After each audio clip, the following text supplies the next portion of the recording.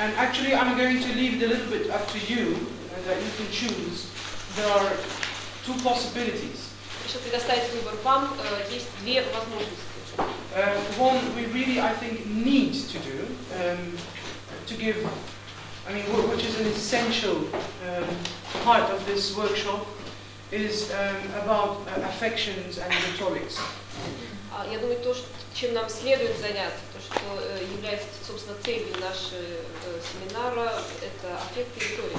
Another theme that is pretty important, but it's much more technical, is about tuning and temperaments.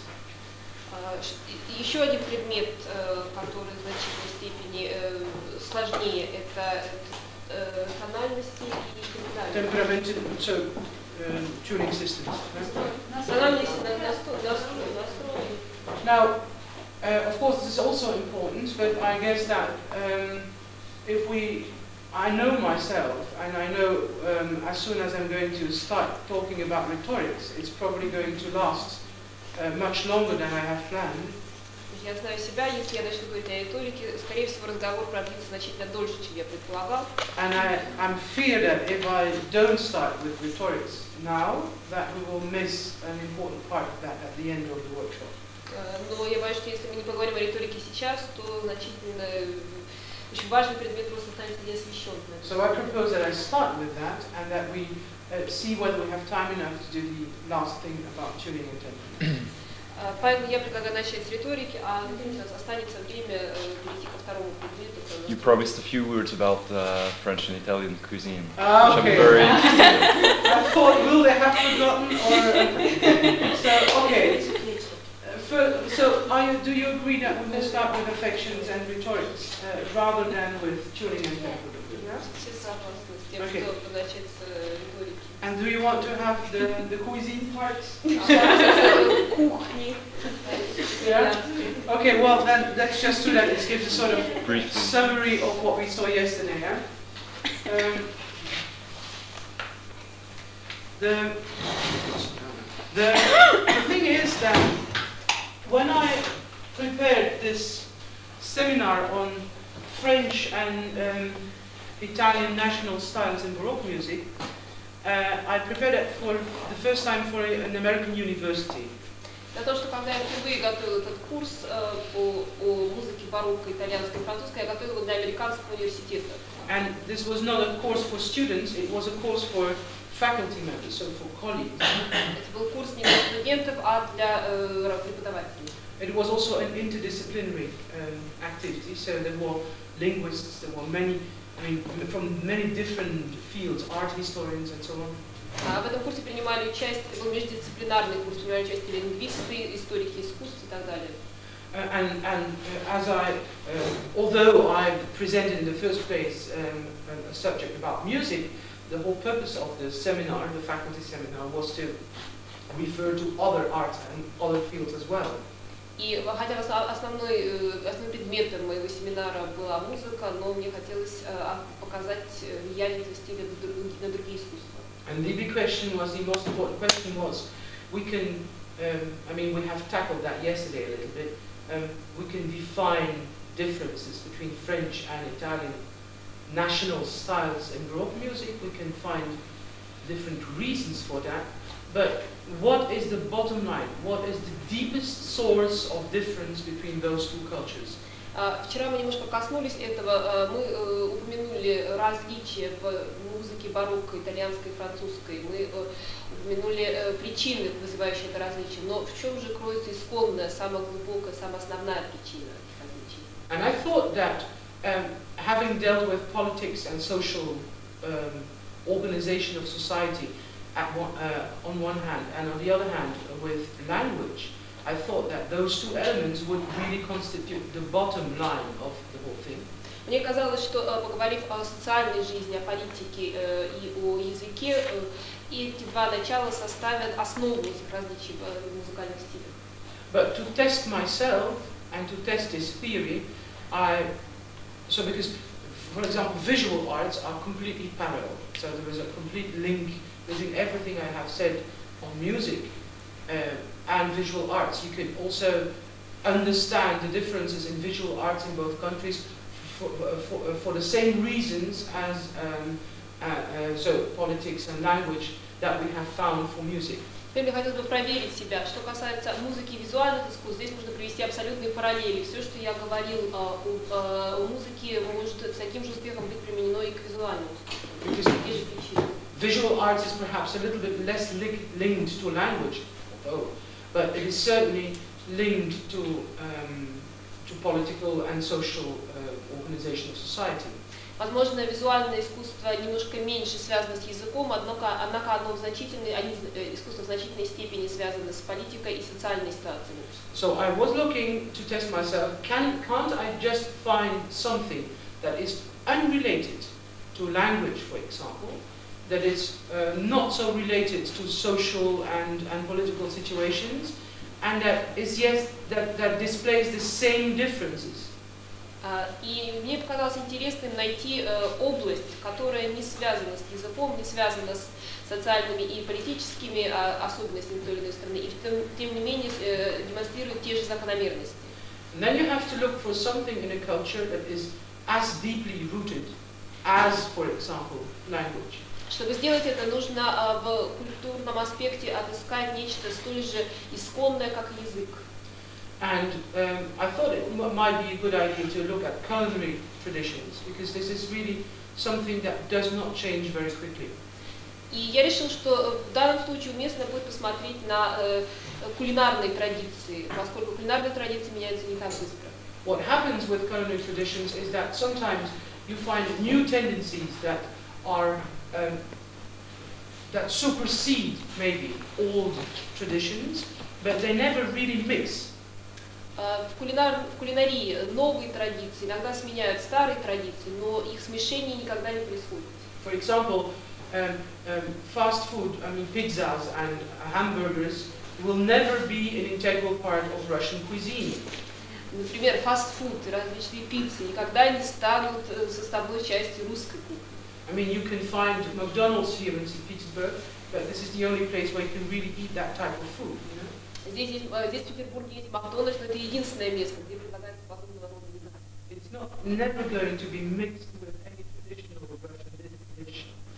И подобного рода еда никогда не будет смешиваться, никогда не будет подаваться вместе с традиционными русскими блюдами. You understand what I mean? It's another kind of venue, it's another kind of happening, whether you are going to eat a hamburger or whether you are going to eat at home, for example.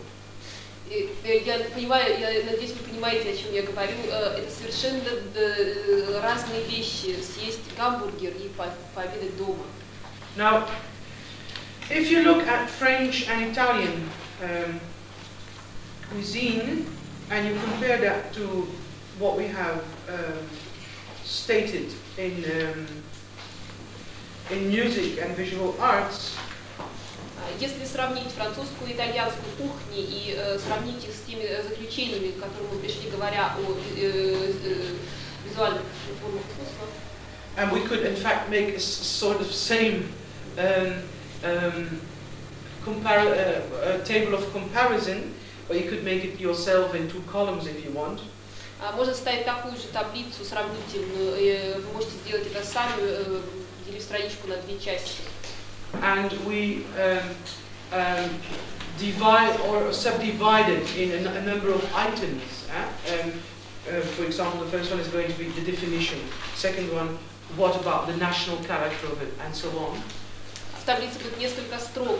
Первая строка определение, вторая строка национальный характер и так далее. Then,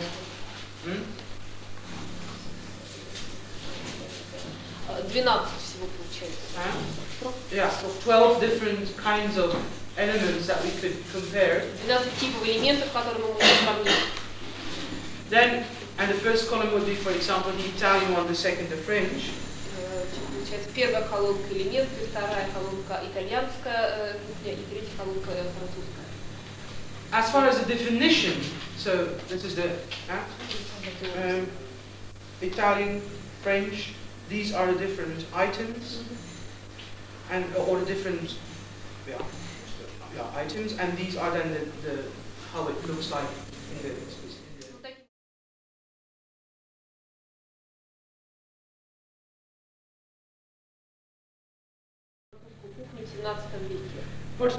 Italian cuisine is, in fact, so the cuisine is the art of cooking, plus also the art of eating. You cannot have the cooking alone. Cooking and eating in Italy, I mean, and this is based on quotations from important cookbooks. This is not my invention. This is really, I studied many different cookbooks from renowned Italian and French cooks, and I have all the quotations with me. If you don't believe me, I can give you the references, but this is based on what I have read. В основе таблицы цитаты из кулинарных книг, которые Питер долго собирал. Все цитаты у него имеются с собой. Если кто-то не верит, что это не его собственные догадки, он может продемонстрировать. Так, а что же такое кулинария? Это не только искусство приготовления, но и искусство поглощения, искусство еды. So the first thing that Italians all say, there is no real cuisine in the sense of it doesn't stop with the creation of the cook. Cooking and eating is one thing together. It belongs together. It's a way of life. Итальянцы считают, что приготовление пищи и еда связаны неразрывно. Процесс не заканчивается только приготовлением еды. Это их образ жизни. And for French cuisine, the things are very different. French cuisine, this is really the sublime creation of an artist chef. Что касается французской кухни, то здесь дела обстоят совершенно по-другому. Французская кухня – это уникальное создание, уникальное творение шеф-повара. So it's the absolute creation, the invention, the importance of the creation of it, of the making of it, is much more important than what you do afterwards with it. Это уникальное творение, и важность этого творения значительно превосходит то, что вы затем делаете с этим творением. Then the second item, if you would speak of the national character, because we speak of French national and Italian national style of music, is there such a thing in cuisine? Второй вопрос, на котором я хотела бы остановиться, национальный характер. Мы говорили о национальном характере в музыке и, безусловно, существует национальный характер в кулинарии. Well, in Italy there is none. The national cuisine, there is no national cuisine, in fact. It is an amalgam of many regional dishes. В Италии национального характера как такового нет. Национальная кухня Италии – это амальгама, сплав, смешение различных региональных местных блюд. And although you would in Italy nowadays get most of the typical dishes in any Italian restaurant, in fact these dishes belong to a specific region in Italy.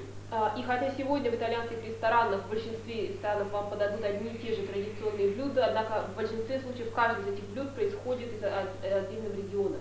Pizza, for example, is a typical Neapolitan and South Italian dish that only went north with the immigrants in the 19th century. Например, пицца, блюдо происходит с севера Италии, с района Неаполя, которое распространилось на севере, то есть исключительно благодаря мигрантам. The region of Milan, so Lombardia and Venice, the Veneto, don't eat pasta, for example. В Ломбардии и Венето, в провинциях Ломбардии и Венето, не принято подавать пасту. They eat rice or polenta. Едят рис или поленту. So pasta is really an ingredient that you only will find from about, well, not really the center, but I would say from Bologna and then south. Паста, макароны подаются исключительно в областях, находящихся к югу от Болоньи. Pesto, basilico, for example, is a typical dish for the northwest coast of Italy. Соус песто в основном характерен для северо-западного побережья Италии. Funghi porcini, so mushrooms, is a typical ingredient for Apennine. Грибы – характерный ингредиент для апеннинских. The same is true for wines. Every region has its own regional wine. То же самое можно сказать и о винах. Каждый регион имеет свои традиционные вина. Bardolino, Valpolicella is much in the region of the Lago Garda, Lago di Gardo, and the neighborhood of Verona, for example. Например, Бардолино, Вальполичелло распространены в области Вероны.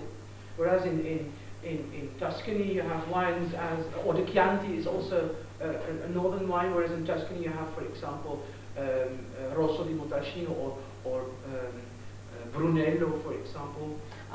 Chianti также вино в основном распространенное в северных регионах, в то время как в Тоскане распространено Rosso di Montalcino. Well, it doesn't matter. Brunello in Tuscany, for example. But these dishes are very, also, whereas in Bologna, for example, you have an incredibly fat cuisine with lots of butter. В области Болоньи кухня необыкновенно жирная, с большим количеством, с высоким содержанием масла.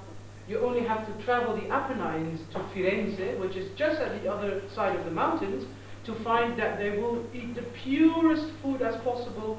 A piece of meat, for example, is just a piece of meat with a little bit of garlic, and that's it. И всего лишь по другую сторону вам достаточно пересечь Апеннинские горы, попасть во Флоренцию, чтобы попробовать самую чистую, самую диетическую кухню в мире. Если подается мясо, то это всего лишь кусок мяса, может быть, с небольшим добавлением чеснока. The diversity in cuisine in Italy is a key factor in the description of it. So every Italian cookbook starts with two remarks. First of all, it's a way of life. And secondly, there is no national cuisine. Каждая кулинарная книга у итальянской кухни начинается с двух вводных замечаний. Во-первых, кулинария – это образ жизни, приготовление еды – это образ жизни. И второе, не существует национальной итальянской кухни. In France, the situation is very different. Во Франции ситуация совершенно другая. In France, it is very clearly the definition of the national character of the cuisine in France is really referring to one official cuisine. Национальный характер национальной кухни Франции таков: существует одна официальная национальная кухня, Codified by very important and leading chefs. Чистота традиций национальной кухни поддерживается ведущими шеф-поварами. In the most important cities in France, so in Paris and Lyon, for example. В самых важных городах Франции, Париж и Лион. So there is no, if you ever have a doubt of how would you make something, there's only one real good solution, that is to pick your telephone and to call Paris. They will tell you. И если у вас возникает сомнение о том, как следует готовить какое-либо блюдо, решение только одно: снимите трубку, позвоните в Париж и French cuisine is not based on generally known conventions. Французская кухня, в основе французской кухни не лежат общеизвестные конвенции. You do it according to the book. Вы поступаете, как написано в книжке. If you do something else, this is also possible, but then you clearly experiment and you are creating new dishes. Возможно и экспериментирование, но в данном случае это совершенно точный эксперимент. Вы изменяете существующие, изобретаете новое блюдо.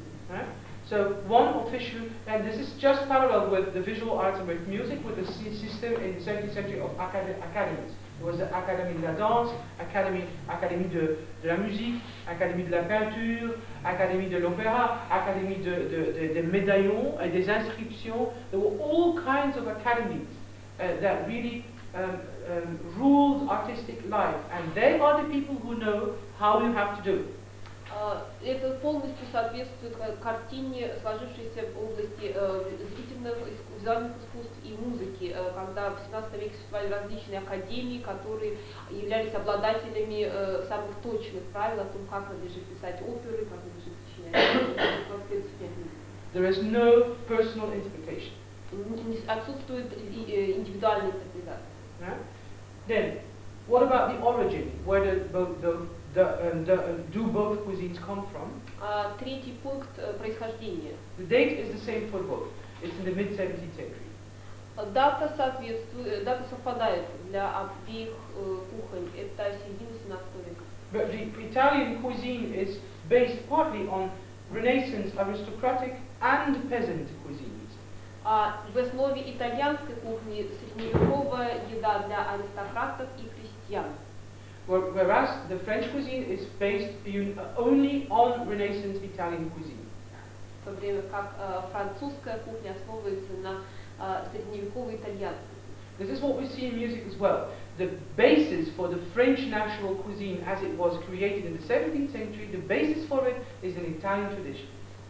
То же самое мы наблюдаем в музыке. Основа для кулинарии французской кухни 17 века, итальянская кухня эпохи Ренессанса. What about the history of it? История кулинарии. In Italy, this is not clear at all. It's a kind of gradual adaptation of foreign elements. Что касается истории, это следующий пункт. Для Италии история кулинарии совершенно не ясна. Ее можно охарактеризовать как постепенную адаптацию иностранных элементов. Yeah, adaptation and integration of foreign elements in local traditions. Адаптацию и интеграцию иностранных элементов в местную традицию.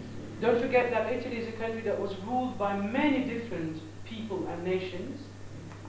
Не следует упускать из виду, что Италия в разное время была в подчинении различных народностей, различных стран. So in the south we have, for example, clearly influenced by Arabian in Sicily and in southern Italy by Arabian people. Поэтому на юге Италии можно проследить отчетливо арабское влияние, на Сицилии также. In Venice we have the influence of Byzantine and Greek and Turkish traditions. Можно проследить влияние турецкой, византийских традиций. And local traditions, of course, in mountains there will be more wildlife and mushrooms and so on than in the flat countries. В высокогорных областях также существуют особенности. Здесь больше используется дичь, грибы, чем в равнинных областях. The province of Piemonte in the very northwest, for example, was of course heavily influenced by France. Область Пьемонт, находящаяся на северо-западе, испытала значительное французское влияние. The region of the Alps above Verona, for example, is very influenced by Austrian traditions and German traditions. Район, находящийся к северу от Вероны, район Альп, испытал значительное влияние австрийской культуры. So it's a really, and you cannot say this is from there, this is from there. It's a sort of generally growing tradition.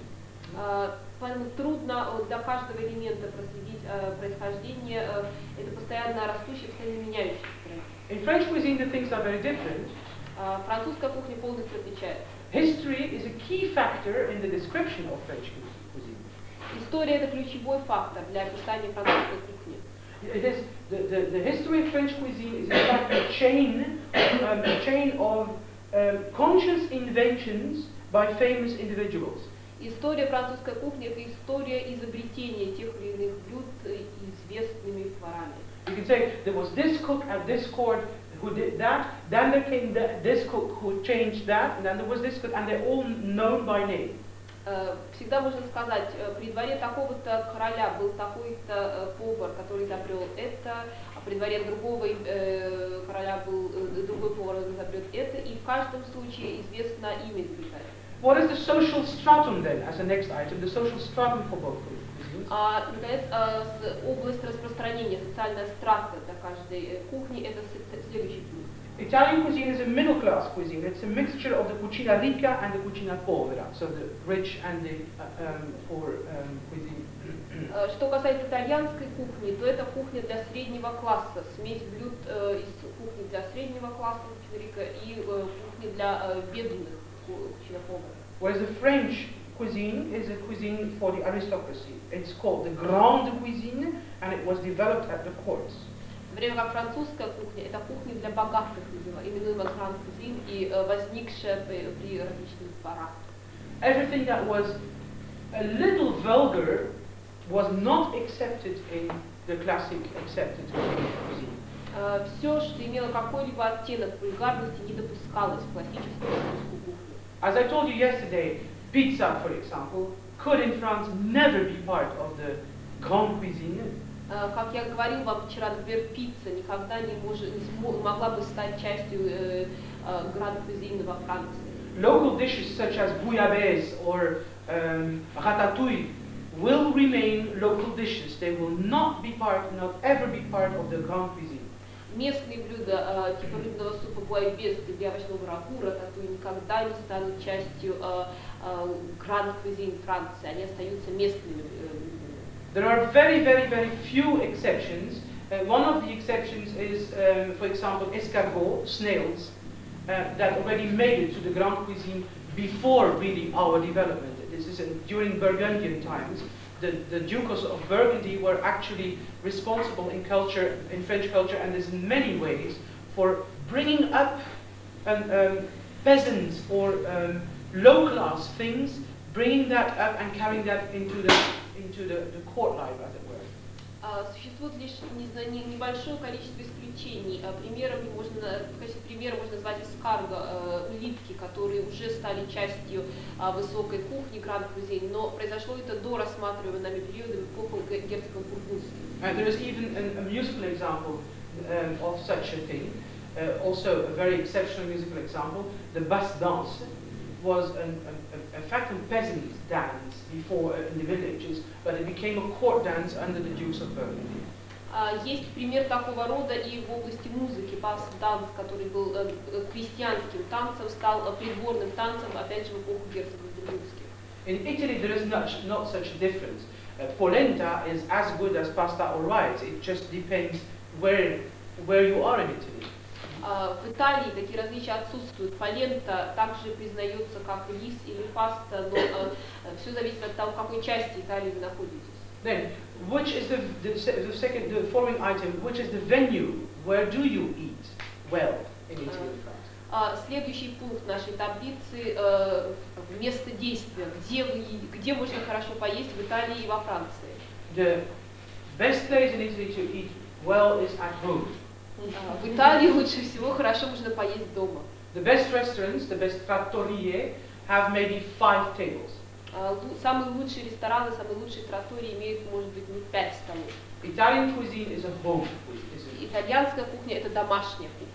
French cuisine is eaten at the courts and in restaurants. Already in the 18th century there were restaurants. Во Франции вкусно покушать можно либо в ресторане. И эта традиция склалась уже в 18 веке. Уже в 18 веке существовали рестораны. Actually, to say an Italian restaurant is almost a contradiction. Сама фраза «итальянский ресторан» сама по себе противоречие. The restaurants that originated in Paris, this is very interesting, originated in the period that we defined as the second French period in style. You know, the Watteau period, the more galant period.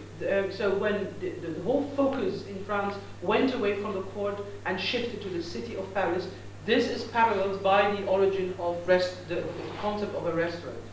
И рестораны возникли во Франции в эпоху Watteau, когда в элегантную эпоху, когда акценты переместились из царского двора, переместились на город Париж, с ними с этой периодом совпало возникновение ресторанов. What can you say then is the following item? I have, for example, to say something again about this home cuisine and as opposed to restaurant. If you would ask, if you want to know how, for example, you make tagliatelle al ragù. И сравнивая домашнюю еду с едой ресторанной, например, вас интересует, как готовится tagliatelle. Tagliatelle al ragù is a typical Bolognese dish. Tagliatelle al ragù типичное болонское блюдо. So you know it's a home cuisine. Who do you ask how to make it? You ask an Italian mamma. Знаете, что это домашнее блюдо? Кого спросить, как его правильно готовить? Спрашиваешь Матрону, мать семейства. She will explain you how to do it. And you have written everything down, if you can, right? And then you check it out, and you ask a second Italian mamma in Bologna. Со слов этой итальянской мамаши вы все записали, если смогли, все проверили. Затем вы спрашиваете вторую мамашу.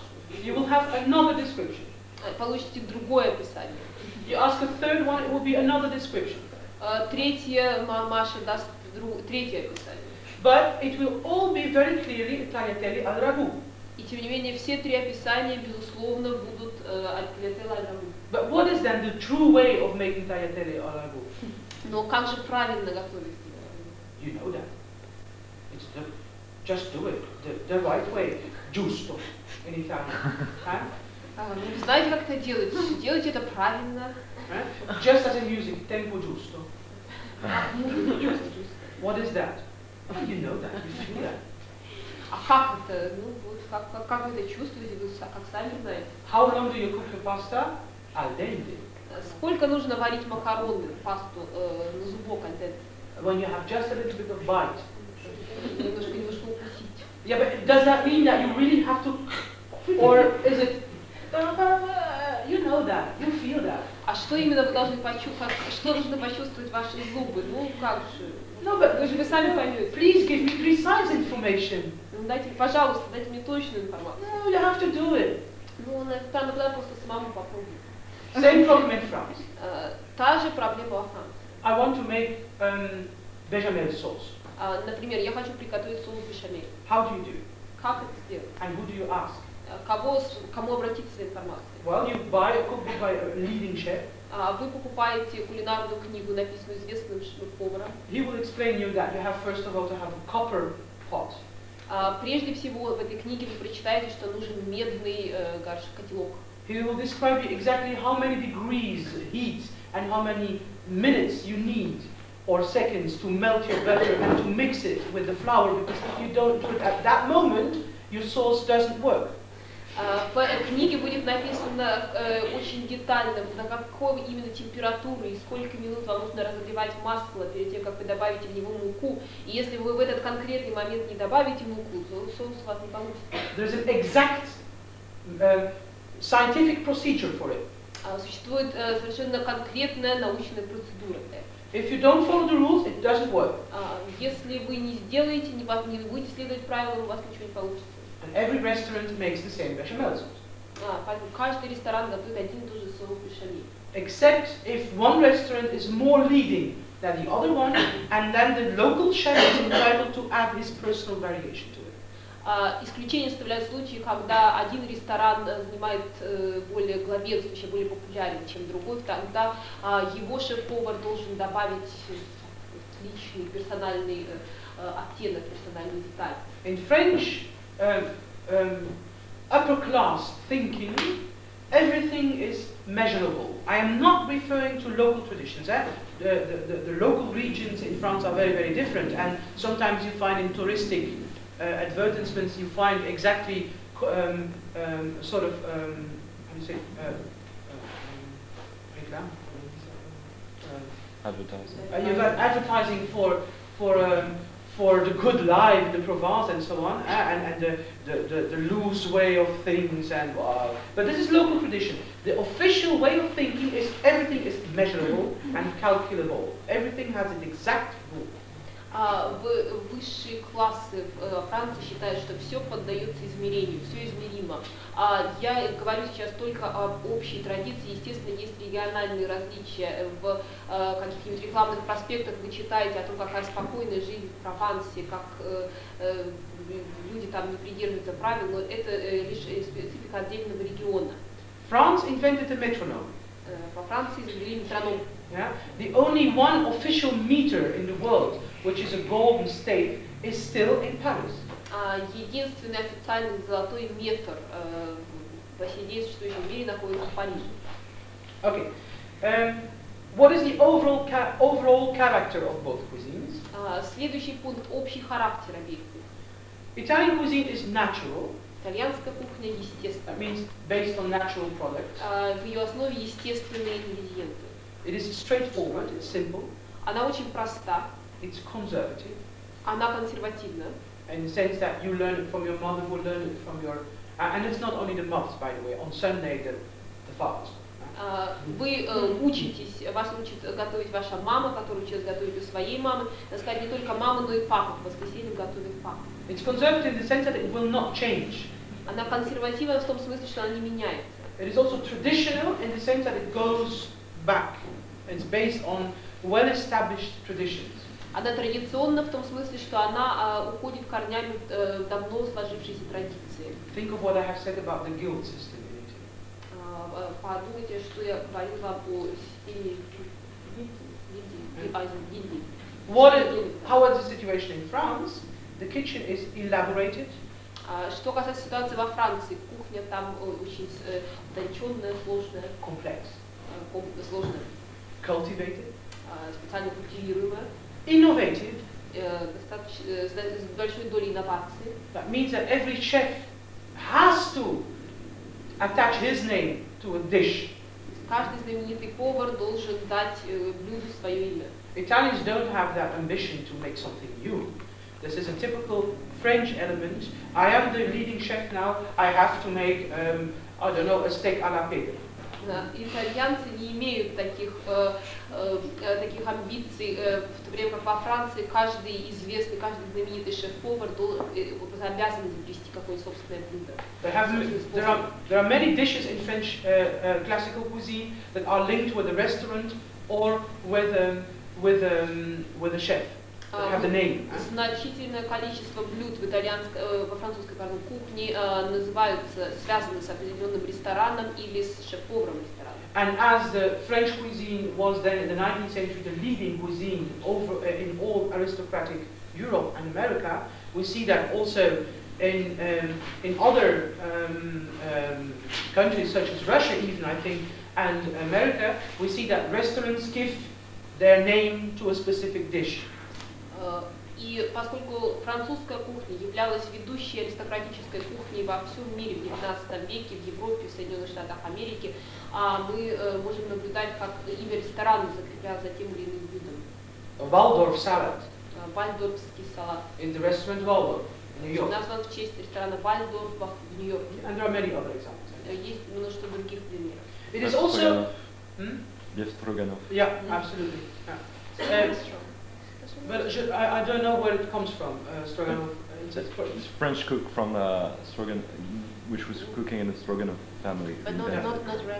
You do not have that in Italian cuisine. There is not one dish that is named after a person or a chef or a restaurant or court or whatever. В Италии отсутствуют блюда, названные в честь ресторана или шеф-повара или того или иного двора. French cuisine is not only innovative, it's also experimental. Французская кухня не только полна инноваций, она экспериментальна. So, and it's even expected that once you have understood the established rules, you add your personal innovation and experiment. От вас ожидается, что после того, как вы усвоили основные правила, вы начинаете экспериментировать. Also, I forgot to write it down here, but I'm thinking of it. The guide Michelin for restaurants is typical French. I mean, you will never find that in Italian cuisine that it will say you are better than you. I mean, in France, however, you are more distinguished than her. And this is a ranking that you get. You get a star more or a star less, and this is a sort of hierarchy that exists. Своеобразная иерархия существует только между французскими ресторанами. Один ресторан пользуется большим признанием, чем другой, имеет большее число звездочек. В Италии это совершенно невозможно. But to say in Italy that Bolognese kitchen is better than Venetian kitchen, you would really create wars. Если в Италии бы кто-то сказал, что болонская кухня лучше венецианской, наверное, началась бы война. To say that one mama cooks better than the other would also have mafia problems. Сказать, что одна семья готовит лучше другой, опять же, наверное, привело бы. This is just not done. If people have preferences, this is not. The preferences will be from mouth to mouth. I will say, if you want to eat good, go there. But I will never publish that anywhere. Ваши предпочтения остаются на уровне личных предпочтений. Там на ушко своему близкому другу я могу сказать, если ты хочешь хорошо покушать, иди туда-то, но это наблюдение, этот комментарий я никогда не опубликую. Following item, the rules. Следующий пункт, правила. Rules in Italian cuisine are based on common knowledge. Правила в итальянской кухне основываются на общих знаниях. You do it the right way, giusto. Вы делаете это правильно, как надо, giusto. I had a student who did an exam for me on French and Italian style. He was Italian. Студенты, которые изучали французский, итальянский стиль, студент был итальянин.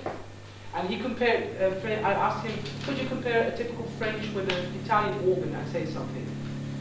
Я попросил его сравнить итальянские и французские органы и прокомментировать сравнение. Well, he said, and the French organ has all these different registers and all these different colors.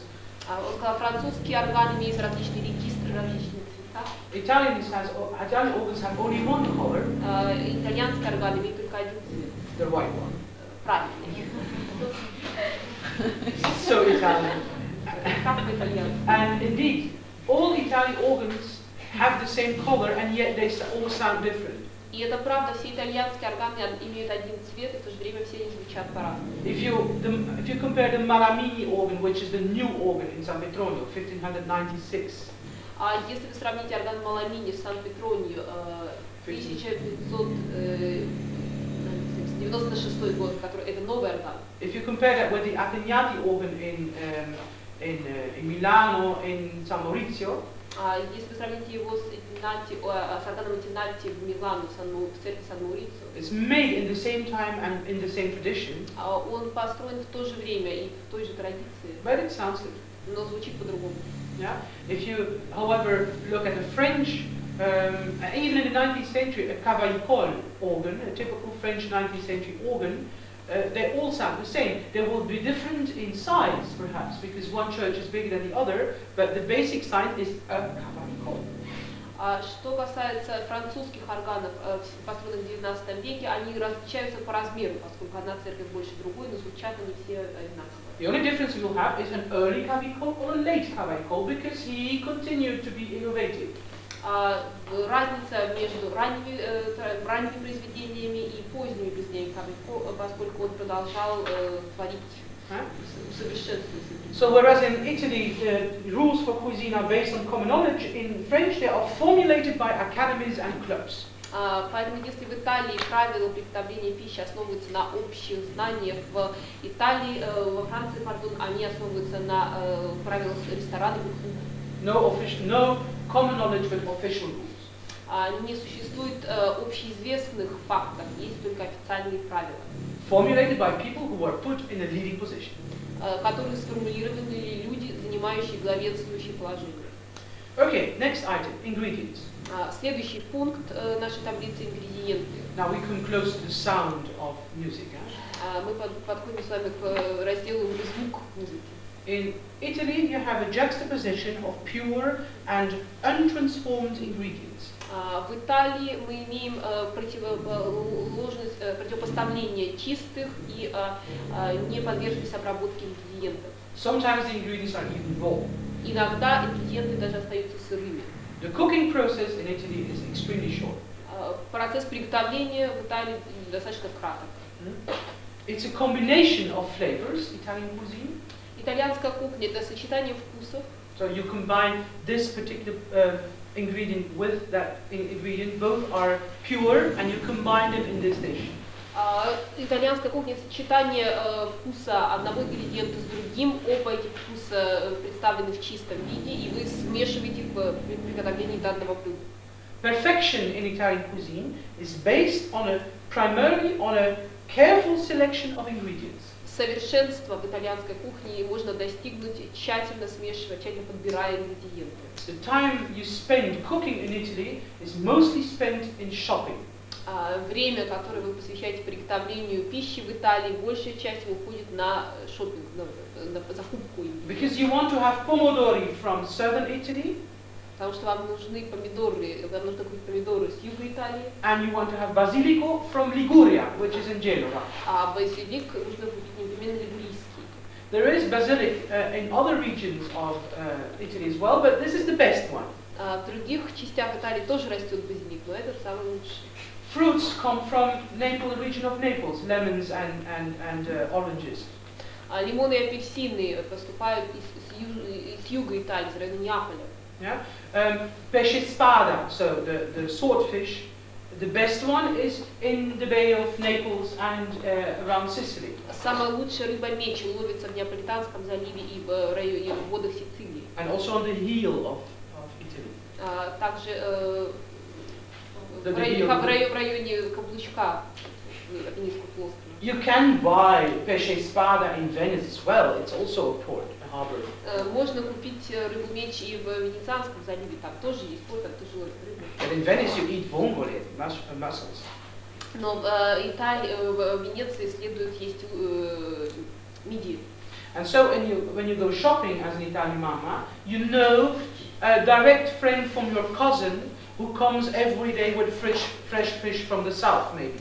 И поэтому, когда в Италии итальянская мамаша отправляется за покупками, она знает кузена своей подруги, который своей соседки, который каждый день привозит свежую рыбу с юга. And even if you have traveled an hour on the bus to get to this friend of your cousin, that's what you will do. И даже если вам приходится час ехать на автобусе, чтобы добраться до этого друга вашего кузена и кузины, все равно вы это сделаете. because the fish has only to cook for 3 minutes. Потому что, собственно, рыбу надо готовить всего 3 минуты. But it has to be good fish. Это должна быть правильная рыба, хорошая рыба. So the most important thing is finding the right ingredients. Так, самое правильное — найти правильные ингредиенты. Harmony in Italian cuisine is based on the equivalency of ingredients and courses. Гармония в итальянской кухне основана на гармонии между ингредиентами и блюдами. In an Italian dish, there is no ingredient that is more important than something else. В итальянской кухне нет ингредиента, который был бы более важен, чем другие. So that means also there is perhaps pasta, which is a sort of refrain in different dishes, but then what you add with it has all the same value. So, for example, if you make linguine alla sorrentina, you have pomodori, basilico, and garlic, and mozzarella. Sorry, these 3 ingredients have the same value. It's not that first you need to achieve that taste, and then you combine that, and then you combine that. No, the 3 different tastes are equivalent in the composition of the dish. No mixing.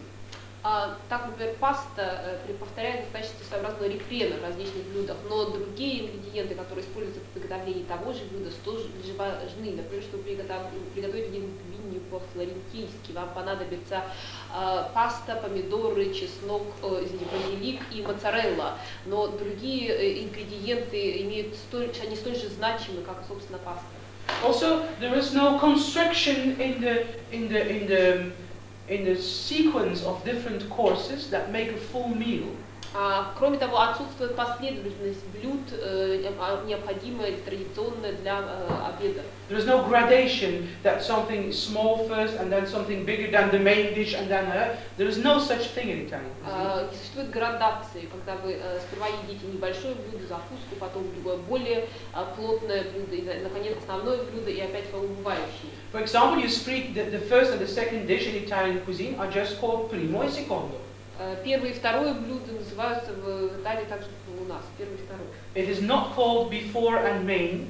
Они называются закуска, предварительное, основное блюдо. It is called primo e secondo. And you can even exchange dishes. That means that you can have pasta as a primo, but you can also have pasta as a secondo. You can just switch them. Блюдо можно даже менять местами. Можно есть пасту в качестве первого блюда, можно есть в качестве второго.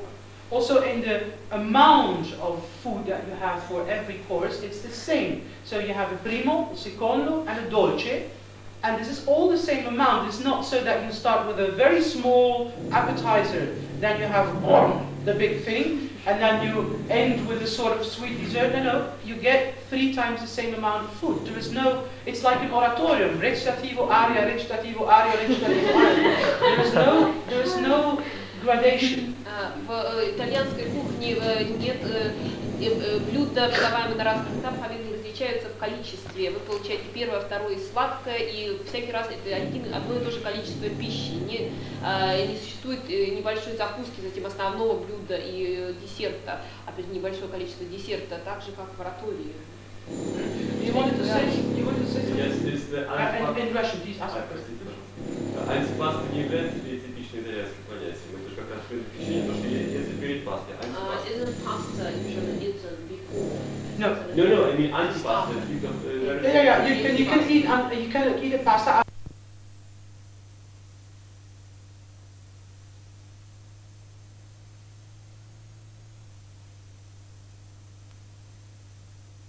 A much more French model for the tourists.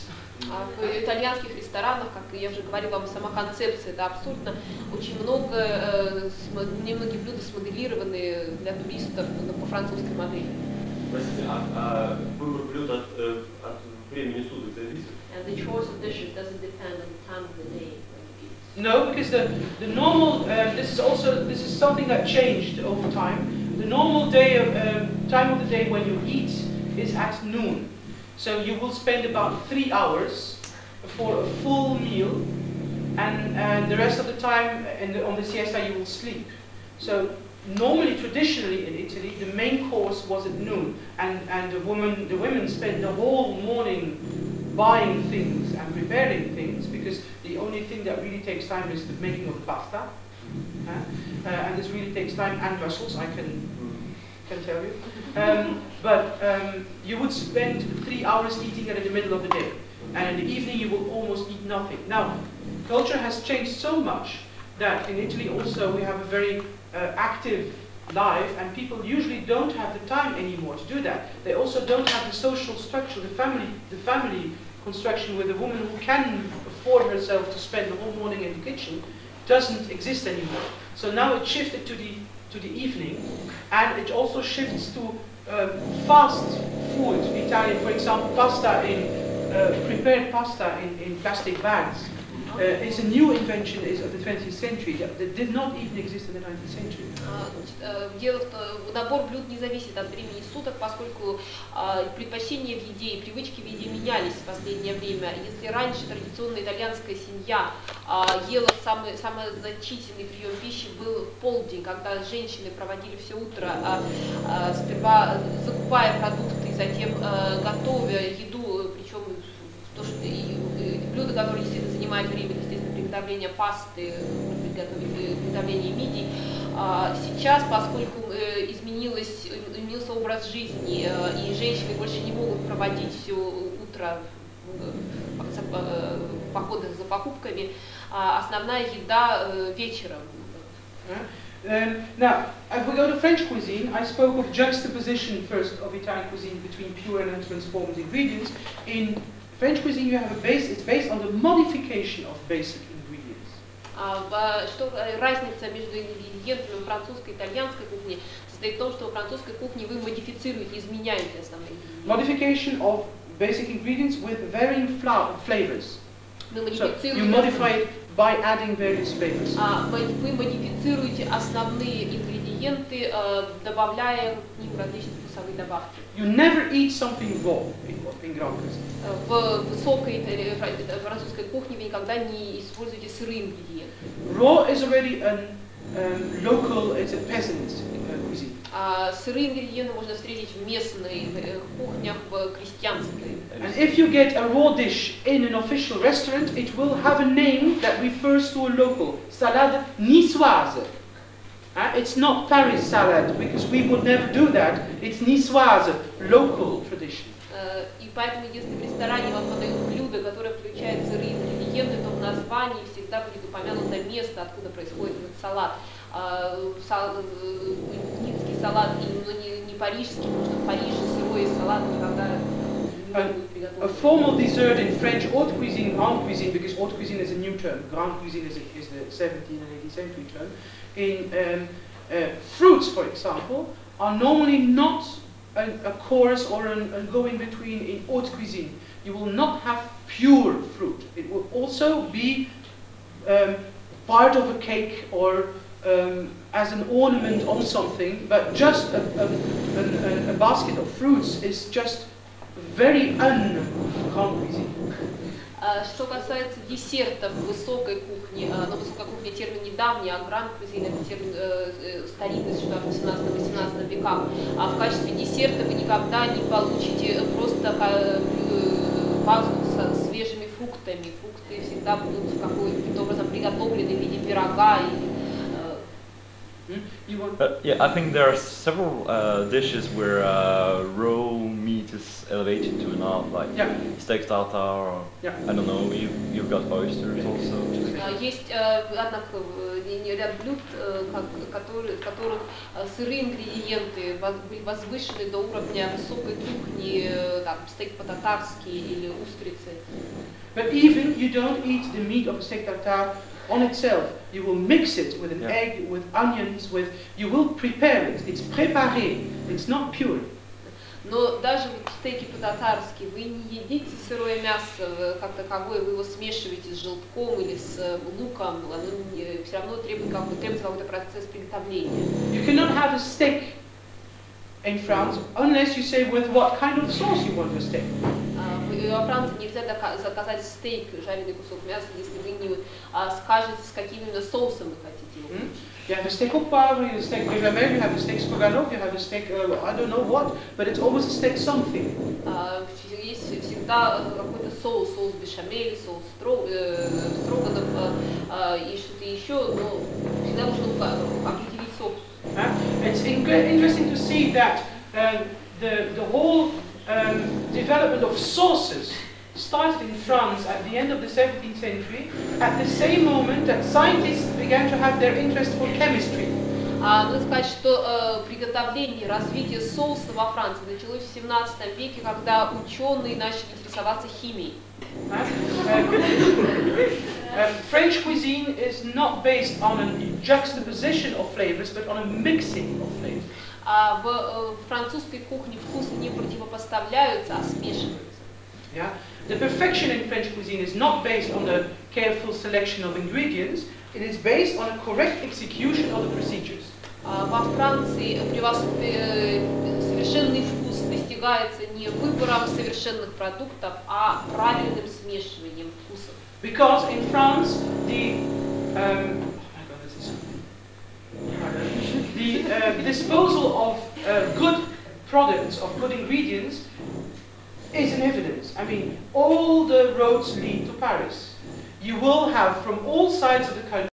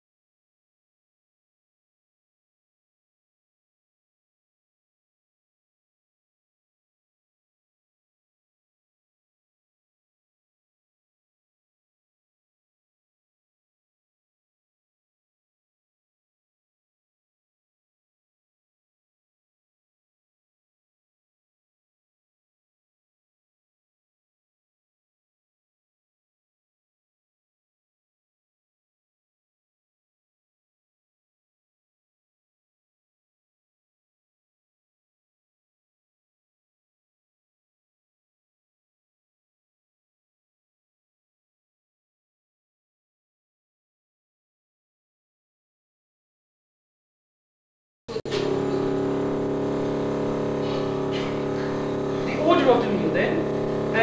Порядок, очередность. The next penultimate item, and I'm almost done with the cuisine. The order of the meal. Почти закончили. In Italy, it's an unplanned linear sequence of equivalent and interchangeable courses. В Италии порядок подачи различных блюд – это линейная, взаимозаменяемая система равных блюд. So the full order would be полный порядок будет такой. Antipasto, which means something that comes before the pasta. То есть само слово означает нечто, что подается перед But пастой. which can be also a pasta before the rest. Что на самом деле может быть просто еще паста, которая подается до следующего. Then you have the primo. И первое блюдо. Primo is not necessarily meat or fish. I mean, it can be anything. Это не обязательно мясо или рыба, это может быть все что угодно. Then you have secondo. Затем второе блюдо. Can be fish or meat. Может быть рыба или мясо. This is accompanied or perhaps followed by what we call contorno. Затем за ним может следовать так называемый конторно. Because contorno is the only element in Italian cuisine that looks like a little bit of a hierarchy. It means around. Okay? Something that you eat side dish. Contorno. Конторно своего рода гарнир, нечто, что это единственный элемент, который является частью иерархии. Вы его едите вместе с другим блюдом. Then follows formaggio, cheese. Затем формажо, сыры. Then follows frutta, Фрукты and then dolce. и сладкое. Yeah? This is the full order of an Italian meal if you have time. Вот так выглядит полный итальянский обед, если у вас есть время. Time span 3, mostly an hour or 3 or something. Промежуток времени свободный. In France, however, you have a careful, planned gradation of courses. Во Франции вы наблюдаете тщательно спланированную последовательность блюд. What you eat in France is as important as when you eat it and in which sequence. Что вы едите во Франции, столь же важно, как и когда вы едите последовательность. The general order is from light to heavy to sweet.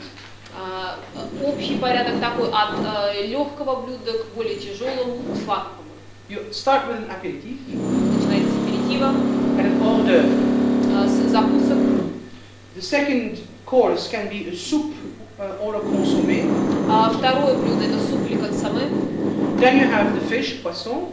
Затем рыба. The next course will be viande, so meat, and this is meat poultry.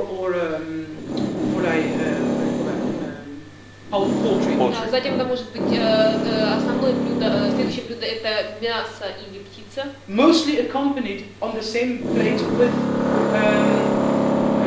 vegetables. Обычно подающиеся с овощами на той же тарелке. In Italy, the vegetables are on the side dish. В Италии овощи подаются отдельно. The next step could be a salad. Затем следующий этап может быть салат. But this is optional. Но это дополнительный. Then you have the cheeses, which are the only product that you eat raw. In fact, although a cheese is not, there is not a cheese tree or something. You have also to make that. Затем подаются сыры, и сыр во французской кухне это единственные продукты, которые употребляются без предварительного приготовления, но следует помнить, что сыры, в общем, это не совсем натуральный продукт, они не растут на дереве. And the last is dessert with dessert in the form of patisserie. И, наконец, десерт, как правило, в форме выпечки. Or everything accompanied by a chosen wine that follows the same path from light to heavy to sweet. И каждому блюду подается особое вино, которое следует тем же принципам, от легкого к тяжелому к сладкому. The last element, last item, and then I will stop about cuisine, is the presentation of it. И последний пункт, и на этом мы закончим разговор о кухне, это презентация. In Italy, it's plain, preferably in white dishes, nothing special, just any dish. The tablecloth is mostly a white paper. В Италии еда подается на очень простых тарелках, как правило, белого цвета, скатерть, как правило, тоже белого цвета бумажная, ничего особенного. Italy does not have a tradition of specially porcelain to eat. В Италии нет традиции использования особого сорта фарфора для определенного блюда. In French, however, the presentation is as important as the cooking second. So you dress the table. Во Франции подача блюд так же важна, как и приготовление. Вы накрываете стол, украшаете стол.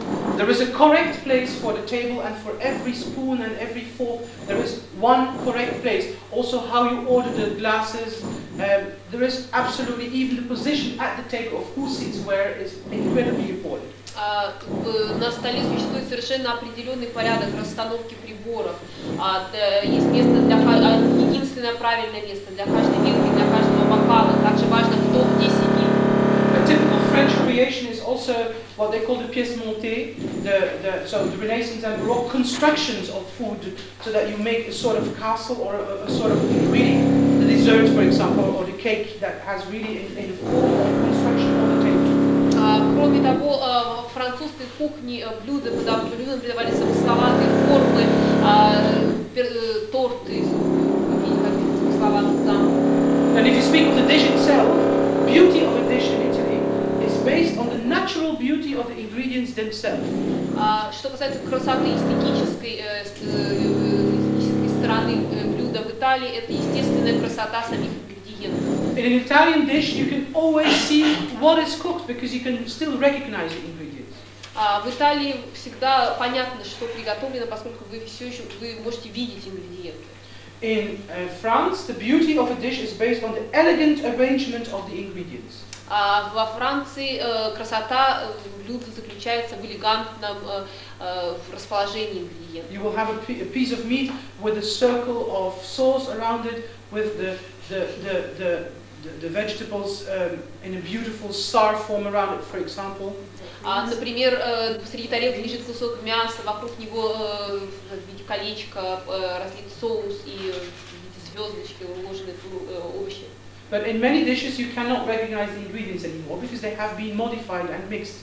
A sauce, for example, is a typical thing in which you are not supposed to recognize all the individual components. You have to taste the result of the mixing. Во многих случаях во французской кухне нельзя определить первоначальный состав ингредиентов. Самым ярким примером это можно назвать соус. Предполагается, что человек, пробующий соус, получает впечатление от общего вкуса, а не от отдельных вкусов, составляющих его ингредиенты. Italy, the only sauces in Italy come from France. Все соусы в Италии пришли из Франции.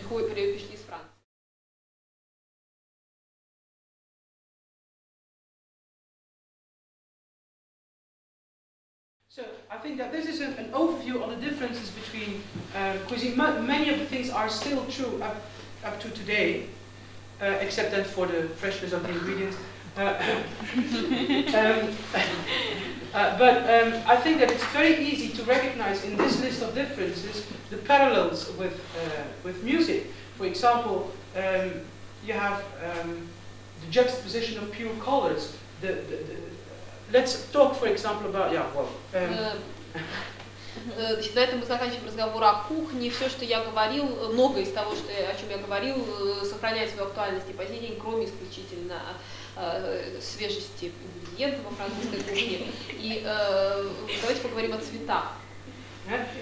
The construction of a French full meal. By the way, the timing of a French meal is incredibly important. I think nowadays in a classic restaurant, it has to happen. Everything has to happen within 2 hours. So you have to present all the different courses in a French dîner within the time span of 2 hours. If you exceed the time span of 2 hours, then as a chef you have made mistakes. Что касается, еще одно замечание, продолжительность обеда во французской кухне чрезвычайно важна. В современной кухне полный обед должен иметь место в течение 2 часов. Если шеф-повар не успевает подать все необходимые блюда в течение 2 часов, это считается его ошибкой. So if we now compare with music, for example, the order of the courses, well, you can compare a French meal to a French opera with its typical duets, solos, choirs. First act is over, then there is dances in between, ballet, so sort of consommé, or then there is a new act, there is another ballet, which is then a salade. So you can really, the construction of a French opera is just as the construction of a French official classical meal. И определенную параллель можно произвести между структурой французского обеда и французской оперы. Также в определенной части оперы следует один за другим, как часть обеда. Whereas an Italian oratorio or opera with recitative aria, recitative aria, recitative aria, recitative aria is just what you get in full. Primo, secondo, another. There's no hierarchy. В то время как в итальянской опере части не имеют иерархии, так же как и блюда за обедом, прима, секунда и так далее, и так далее. Между ними нет иерархии. The only thing that we have very often in opera, Italian opera oratorio, is that the end of the oratorio of the opera is a choir, but not really a choir with many singers, but all the soloists sing something together. You could regard that as the dolce. When the sweet things arrive in Italian cuisine, you know that this is the end. Единственным исключением, подобием иерархии в итальянской опере можно назвать хор, который обычно завершает оперу, но это опять же не традиционный хор, большое количество персонажей поют что-то вместе, и его можно сравнить с временем, когда на стол подаются десерты. Понятно, что обед закончен. Also, the mixture of ingredients and the sauce, as it were, in French music is then reflected in French music in a mixture of oboes, recorders, violins for the same parts, and this always on the base of the same. Just as you have a stick, stroganoff, a stick au poivre, you have a 5-part violin band with the top parts doubled with oboes, or with recorders, or with transversals, or with trumpets. То же самое по французской опере вы имеете часть, когда скрипка сопровождает блок флейту, можно сравнить trumpets, трубы и так далее. So this is the same as having the same basic ingredient, but with another sauce on it. Основной ингредиент сопровождается соусом. As they all play the same part, you cannot recognize the different ingredients. You can, of course, you know it's oboe, so you still hear oboe, but oboe and violin together give a new sound. Также в музыке вы не можете распознать отдельные ингредиенты. Конечно, если вы знаете, что звучит гобой, вы знаете, что это гобой, но к нему добавляется скрипка.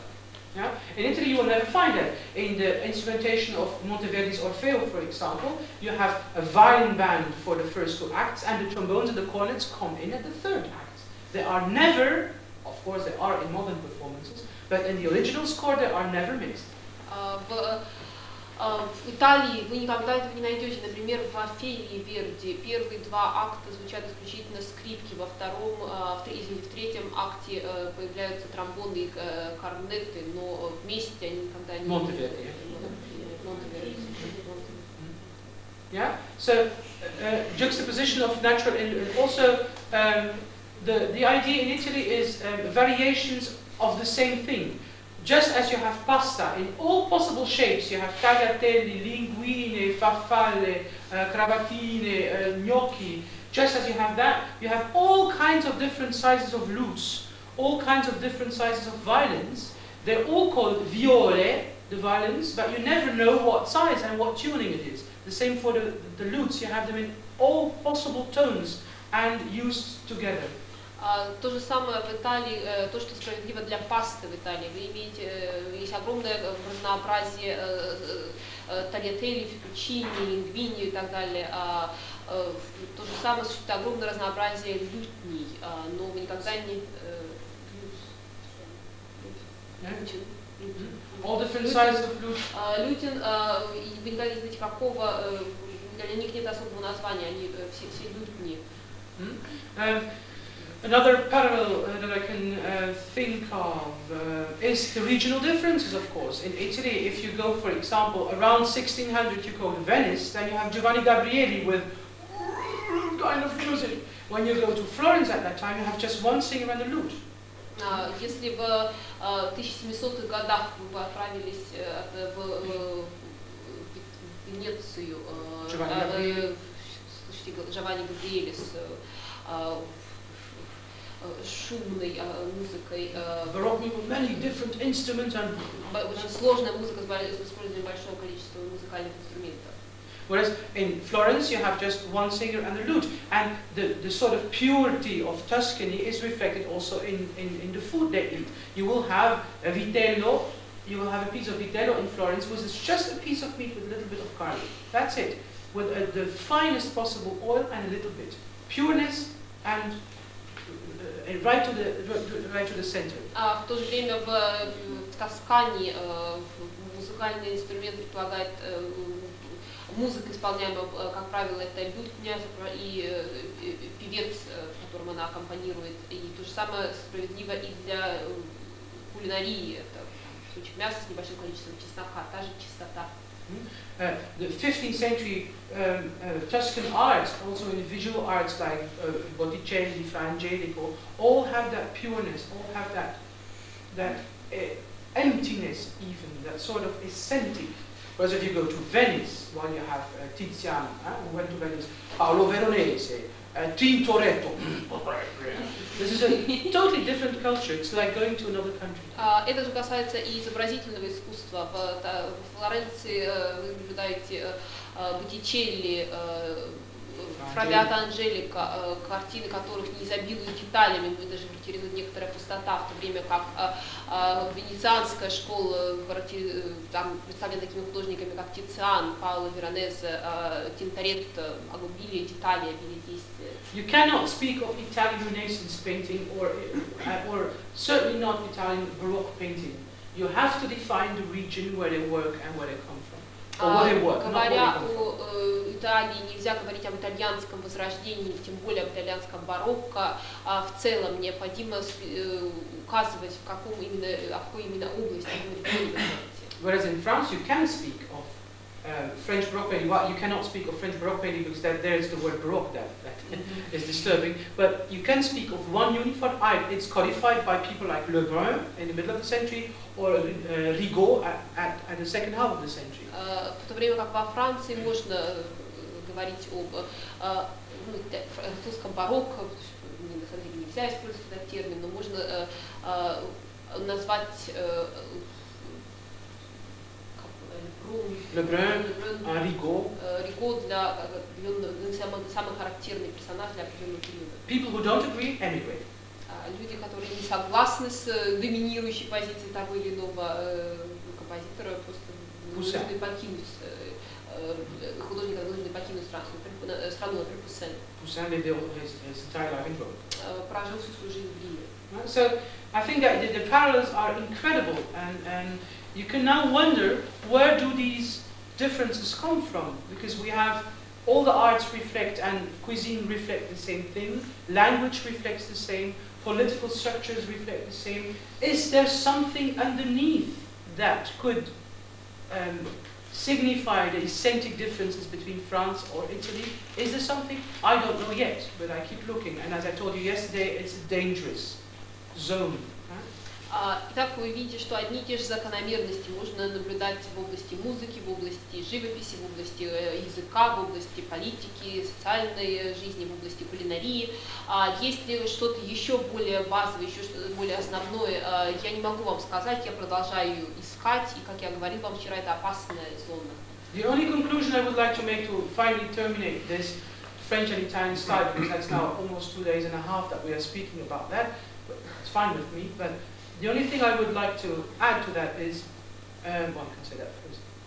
И последнее, что я хотела бы добавить, тем, как мы закончим обсуждать различия между французскими и итальянскими стилями, поскольку мы уже почти 2,5 дня об этом говорим, и что, в общем, совершенно окей для меня. I would present it as an example as how you can do research in performance practice. Я хотела бы представить это как образец, с помощью которого вы можете заниматься научными исследованиями. If you now, in fact, the only thing you need now for the very practical things is a treatise who does give you the names of the trills and the names of the ornaments and tells you how to perform it.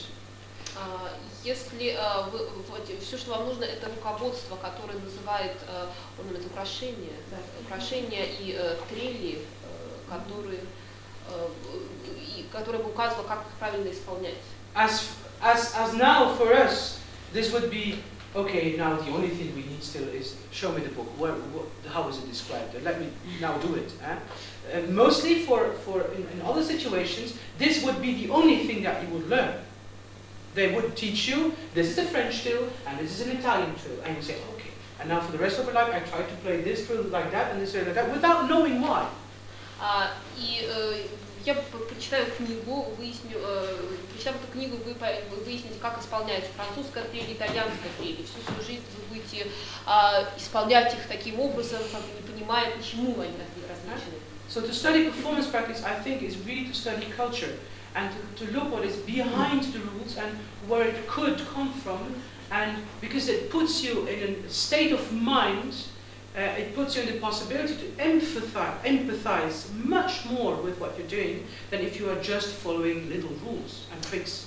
Поэтому изучая манеру исполнения, это не просто изучение манеры исполнения, это не просто изучение правил, а изучение культуры, изучение того, что стоит за этими правилами, что вызвало их в жизни, и подобные исследования приводят вас в должное состояние души и позволяют вам глубже понимать происходящее. There are many other examples in musical history like that. Существует еще значительное количество подобных примеров в истории музыки. If you study, for example, to mention one, just out of the blue, the shape of a violin. I mean, there were books written on that, why it has this specific edges and so on. Well, the reason is very simple. The violin was an instrument made by the instrumentalists themselves at the end of the 15th century, beginning of the 16th century, and they didn't have access to good glue, because good glue was the privilege of furniture makers. So what they had to do is to use bad glue, and therefore they needed to have much more wood together, because this would not stick with bad glue. If you have bad glue, you need to put more wood together to make it hold. And this is the reason why the violin looks different than the gamba. Пример, совершенно первый, который приходит на ум, форма скрипки. Об этом написаны целые тома, почему скрипка имеет все эти края. Дело в том, что когда скрипки начали производить сами музыканты в конце 15-го, начале 16 века, они просто не имели доступа к хорошему клею. Хороший клей был доступен только производителям мебели. Поэтому две поверхности просто не держались, если их площадь стыковки была незначительной. Для этого понадобилось как бы склеивать, поскольку клей был низкого качества, склеивать большее количество поверхностей, большую поверхность. There's no mystery, there's no theory on sound, on artistry. It's just something that comes from the guilds and the crafts to make it. Здесь нет никакой загадки, нет никаких попыток улучшить звук. Причина очень проста, находится в истории гильдии, в истории ремесел. The same thing with the position of how you hold the bow for a gamba. Why do you hold the bow for a gamba like that and for a violin or a cello like that? There's nothing to do with sound or strings or something. It has to do with clothing. Также можно объяснить разницу в том, как вы держите смычок, играя на скрипке и на гамбе. Поскольку разница совершенно не в звуке, который вы производите, а в одежде, которую вы. Because a gamba was an amateur instrument, reed noble instrument, and the cello or the violins were professional instruments. Well, noblemen had clothing, women for example, with sleeves that were stitched here to the body. You could not just lift your arm. It wouldn't be impossible to do that because it would tear your clothes apart. This was about the height of your arm, so you cannot take your bow like that. You have to take it in another way. Различие в том, что гамба был инструмент любителей, на нем играли в основном представители высших классов, которые носили одежду, рукав был пришит к основной части костюма, так что поднять руку на достаточную высоту было просто невозможно, поэтому, играя на гамбе, смычок держится именно таким образом, а не в отличие от виолончели и скрипки. There are many other examples like that in music history, and if you are playing early music or Baroque and Renaissance music and you are not interested really in Renaissance and Baroque culture as a whole, what you're doing is fake. Таких примеров множество, поэтому если вы исполняете раннюю музыку или музыку барокко и ренессанса, при этом не интересуетесь культурой, историей барокко и ренессанса, все, что вы делаете, не совсем настоящее. It looks like you are not a cowboy but a John Wayne.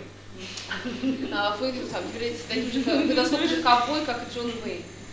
And this is the point I wanted to make. There is no end to this study. You continue to discover new things, and so don't think that you all have to do that now before that you can start playing. No, of course. И вот основной пункт, который я хотела подчеркнуть. Эти подобного рода исследования, изыскания не заканчиваются никогда. Это вовсе не значит, что вам нужно изучать историю и культуру до того момента, как вы можете начать играть. Конечно, нет. But I hope that you are convinced that if you make any steps in that direction, that this is you have to go for the total thing, and not just for a few tricks here and there. Я надеюсь, что мне удалось убедить вас, что если вы хотите двигаться в этом направлении, нужно стараться постичь эту концепцию целиком, а не просто выучить какие-то приемы, отдельные приемы. Yeah. And we would like to have a break now before we start with affections.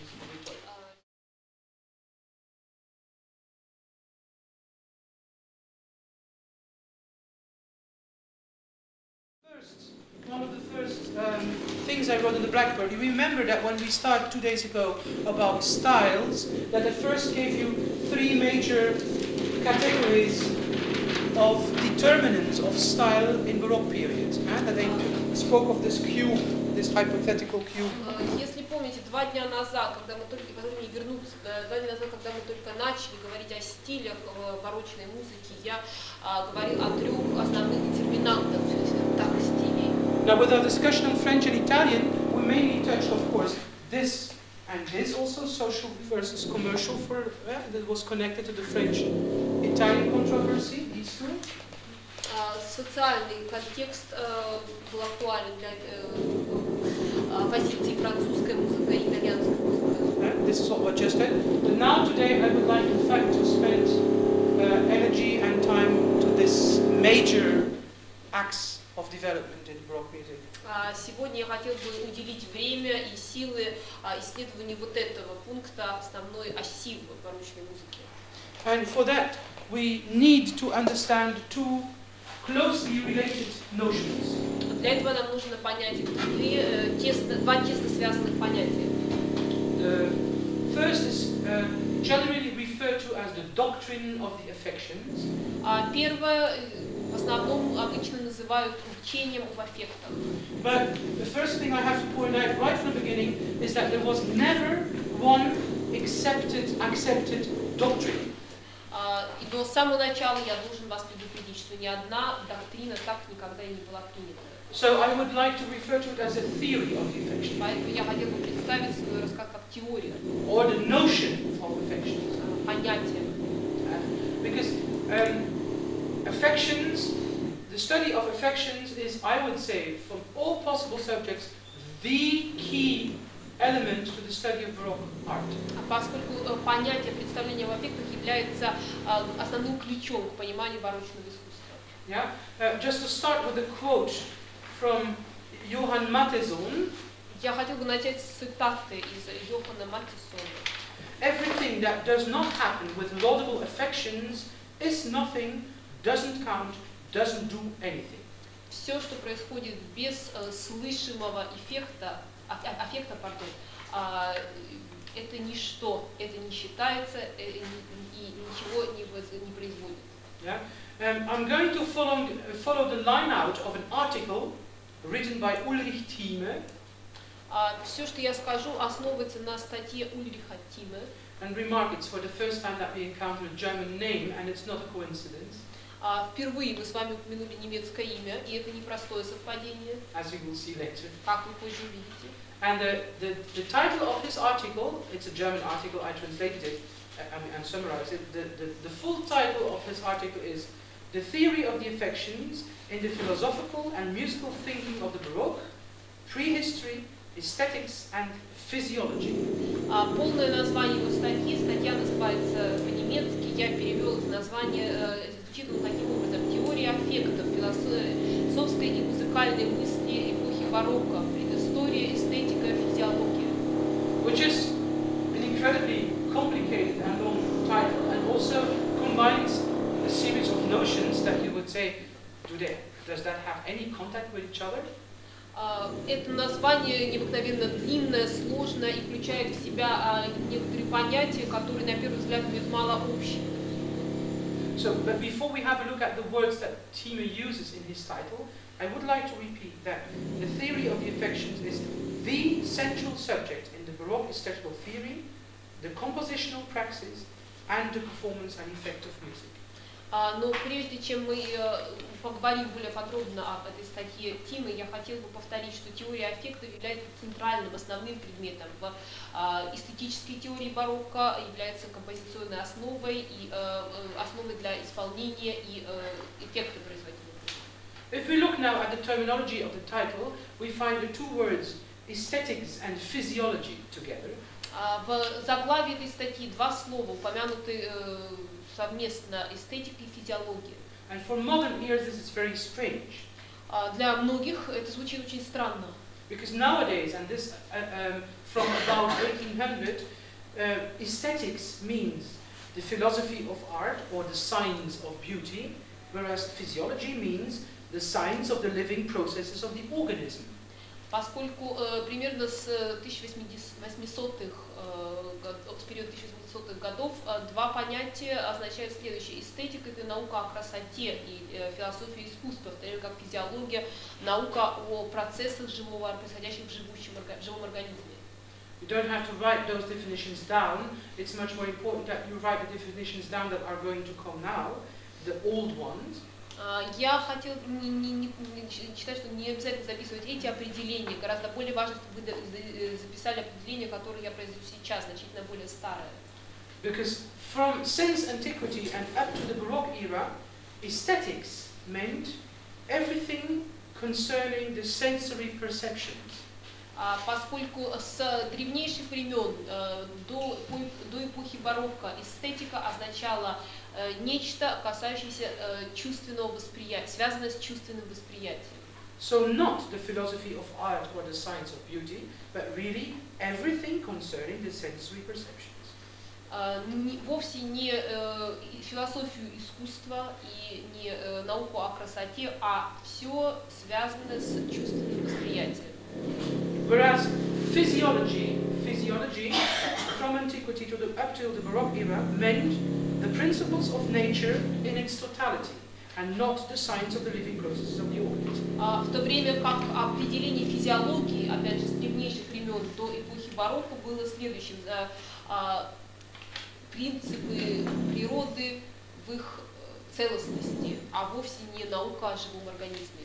So you can see right away that the two words aesthetics and physiology put in their Baroque context really have to do with each other, because aesthetics are everything concerning the sensory perceptions, and physiology are the principles of nature in its totality, so also the senses.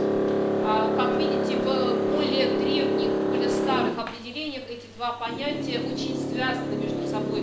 Эстетика — это все, касающееся чувственного восприятия, в то время как физиология — принципы природы, законы природы в их целостности. And before we go on, I have to ask Mark whether he can solve anything of this problem, because I'm not going to survive all day. Перед тем, как мы продолжим, попробует Марк спросить, может, удастся. So this so far about the terms aesthetics and physiology. Пока мы говорили о терминах эстетика и физиология. And now see that they really have a connection with each other. И, как видите, между ними существует связь. Affection, however, is another term that we need to define. Аффект — это еще один термин, который нам нужно определить. Because in modern language, the word affection, I think I propose that you leave behind, sort of, that you come a little bit closer, maybe, and that the people can walk behind. Можно подвинуться немножко поближе к нам, чтобы люди потребуются позади.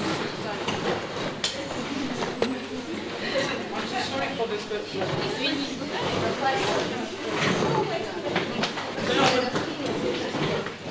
I will not write anything on the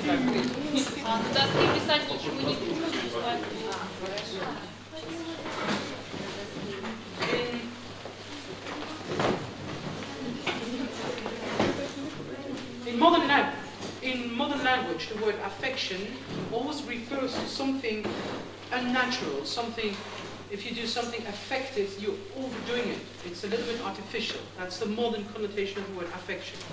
В современном языке слово аффект, аффектация относится к чему-то неестественному. Если вы что-то делаете с аффектом, вы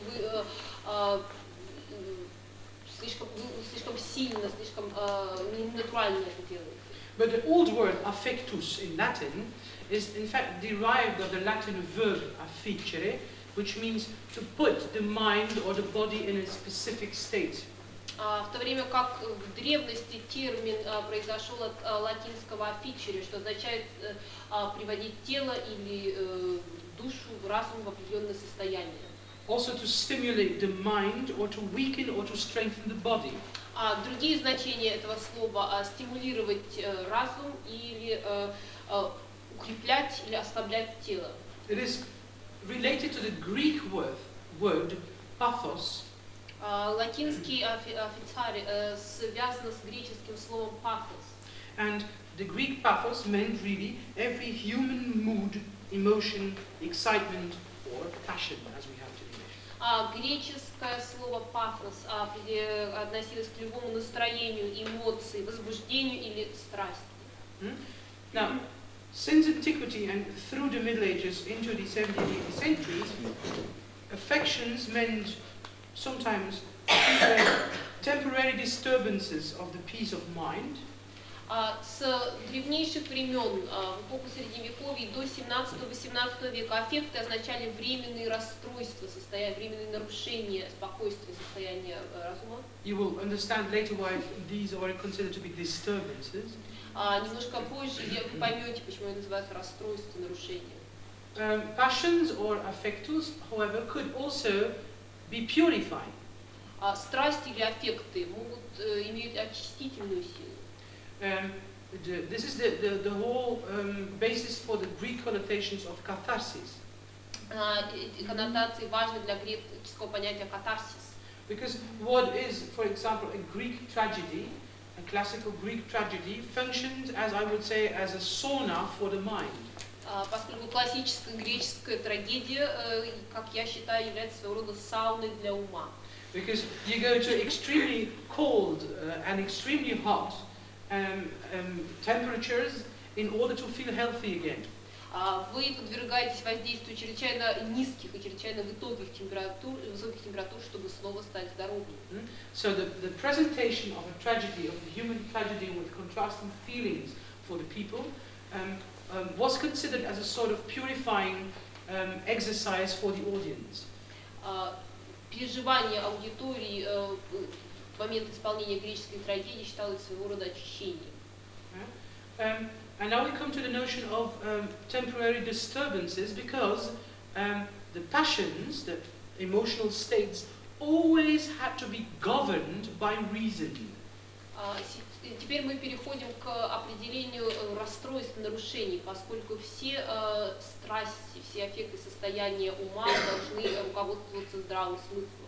Because the concept of freedom in the Baroque era and in antiquity is quite different from our modern concept of freedom. Концепция свободы в эпоху барокко и в эпоху античности отличается от современной концепции свободы. If in an everyday conversation two people would say, or one people would say to other people, please feel free to do what you want. Если в современной сегодня один человек говорит другому, пожалуйста, чувствуйте себя свободно. It would be referring, don't let your intelligence interfere with that. Just do as you feel.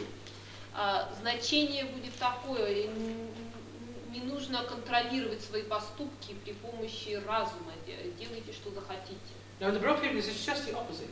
В эпоху барокко эта фраза означала совершенно, имела противоположное значение. We have in modern culture developed a sense of you either feel or you think. It's feeling or thinking since Romantic period.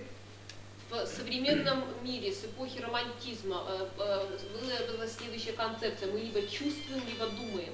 But in the Baroque period, the thinking bit, the most independent part of your body was your mind, the thinking bit, which was located in the pineal gland in your brains. В эпоху барокко самой независимой частью, самым независимым органом вашего тела был разум, располагавшийся в шишковидной железе в вашем мозгу. So the only way that a human being, that a human mind could be free was because this mind was had the capacity to decide what it wanted to do. Единственная часть, единственный человеческий орган, который может по-настоящему свободен, это разум, поскольку разум может решать, что ему делать. The only thing that could temper this freedom were feelings. И единственное, что может помешать этой свободе, это чувство. So the whole goal was that your mind must be in control of the feelings. Отсюда возникает концепция того, что ваш разум должен контролировать чувства. And to be in control did not mean that you have to suppress them. Контроль вовсе не означает подавление чувств. Sometimes you just have to excite them. Иногда их нужно было просто выразить. Right? So you had to be the governor, your mind has to be the governor of your body. Ваш разум должен быть настоящим правителем вашего тела. We'll see how this is fully elaborated in Baroque educational ideals, but there's always, you had to have many feelings. Baroque art is, for example, a very emotional art, but you have to control it, always control it, so that your freedom is not, how do you say it, is not in danger. Итак, как мы вскоре увидим, хотя искусство барокко предполагает огромное количество различных переживаний и чувств, но над ними всегда стоит разум, контролирующий разум. Therefore, the theory of affections was always treated parallel to ethics. It was always connected to ethics. Поэтому теория аффектов всегда была связана с этикой. Because it always had an implication what you had to do. Она всегда рассматривалась под углом, что вам надлежит делать. What just behavior was. Что является правильным поведением. A good example of such a writing in which affections and the theory on emotion is treated in relation to ethics is, for example, the writings of Baruch Spinoza. Таким примером исследования, рассматривающего взаимоотношения этики и разума, является, например, исследование Баруха Спинозы. Spinoza was a Portuguese Jew who lived in Amsterdam by the time in the middle of the 17th century. Спиноза — португальский еврей, который жил в Амстердаме в середине 17 века. Now, although all this is quite common notion since antiquity, the development of a full theory, really a full-size theory of the affections, this is the work of the 17th century, in the hands of people like such as Descartes, Spinoza, and also Kircher. Теория аффектов рассматривалась в полном объеме как раз в 17 веке в работах таких философов, как Декарт, Спиноза, Кирхер. This is so representative for an era that was known, that we know as the Baroque period, but if we say Baroque period, we're speaking of history of art, because the same period, if you refer to it as an era in the history of philosophy, is referred to as rationalism. Это эра, которую мы сегодня называем эпохой барокко, но следует помнить, говоря эпоха барокко, мы прежде всего говорим об истории искусства, а сам этот период в истории называется эпохой рационализма, и это так характерно для эпохи рационализма. And this is the very interesting controversy of Baroque, that although the word Baroque is referring at the irregular, at the sort of exception, at the sort of wildness and the chaotic element, derived from the Portuguese word baroque, which means irregular, earl. At the other hand, we have in philosophy rationalism, which is just the opposite. And these are exactly the two poles that make Baroque art Baroque art.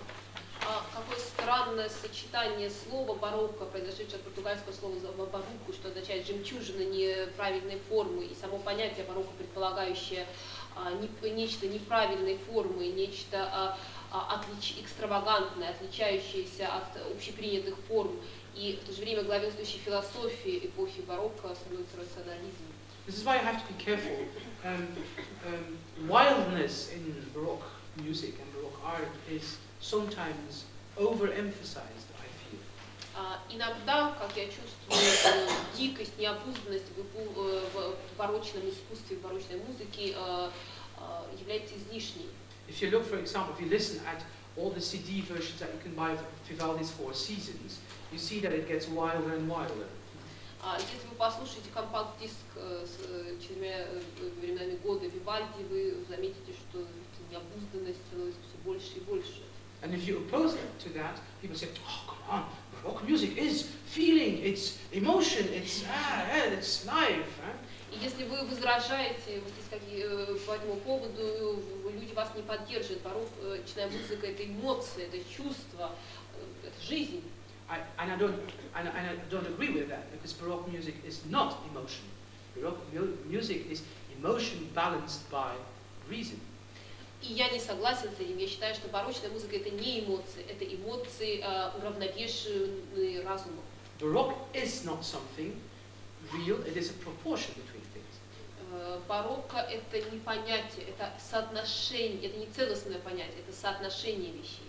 This is the great paradigm of Baroque. You cannot say Baroque is this. You can only define Baroque if you say you have this, and you have this, and in between it's Baroque. Стиль барокко, понятие барокко нельзя определить как таковое. Для этого вам нужны пограничные с ним понятия, и то, что между ними является барокко, называется барокко, нужно требовать определенная парадигма. So you have rationalism, you have chaos, in between is Baroque.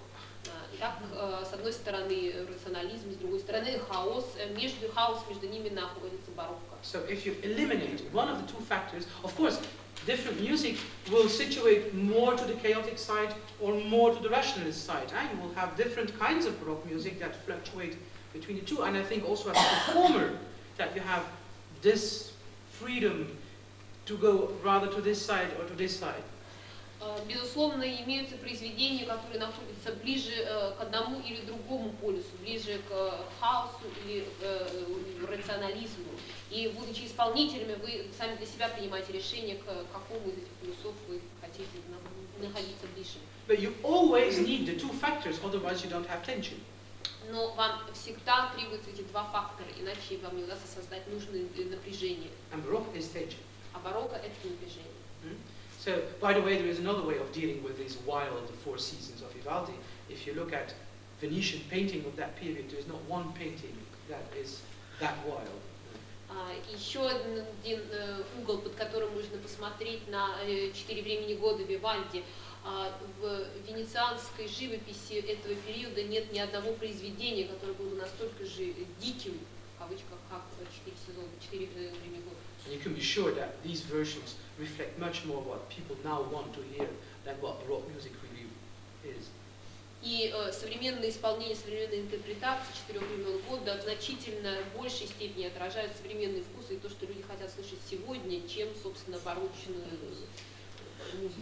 Even when played on authentic instruments. Даже когда их играют на аутентичных, подлинных инструментах, в кавычках. So what is rationalism then? Let's try to define rationalism. Давайте попытаемся определить, что такое рационализм.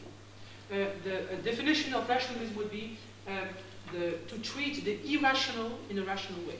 The attempt to treat the irrational in a rational way. Назначение рационализма — объять иррациональное с помощью рациональных подходов.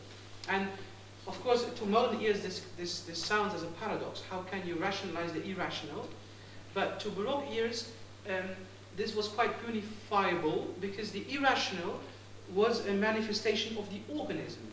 And an organism can be explained physically and mechanically, therefore rationally.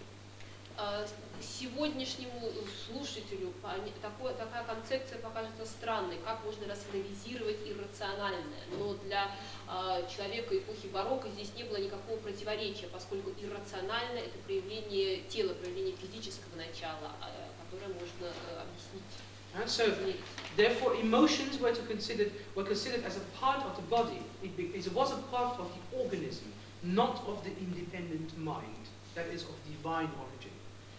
Иррациональное производится телом, производится органами, а не разумом, который является божественным даром. And this is different because, certainly since Freud, also the mind is now part of the body. Сейчас эта концепция в значительной степени изменилась со времен Фрейда, разум является частью тела. So there in Baroque not. The mind was the independent divine thing, and emotions belonged to the organism. And this was also created by God, of course. В эпоху барокко эти понятия были совершенно различные.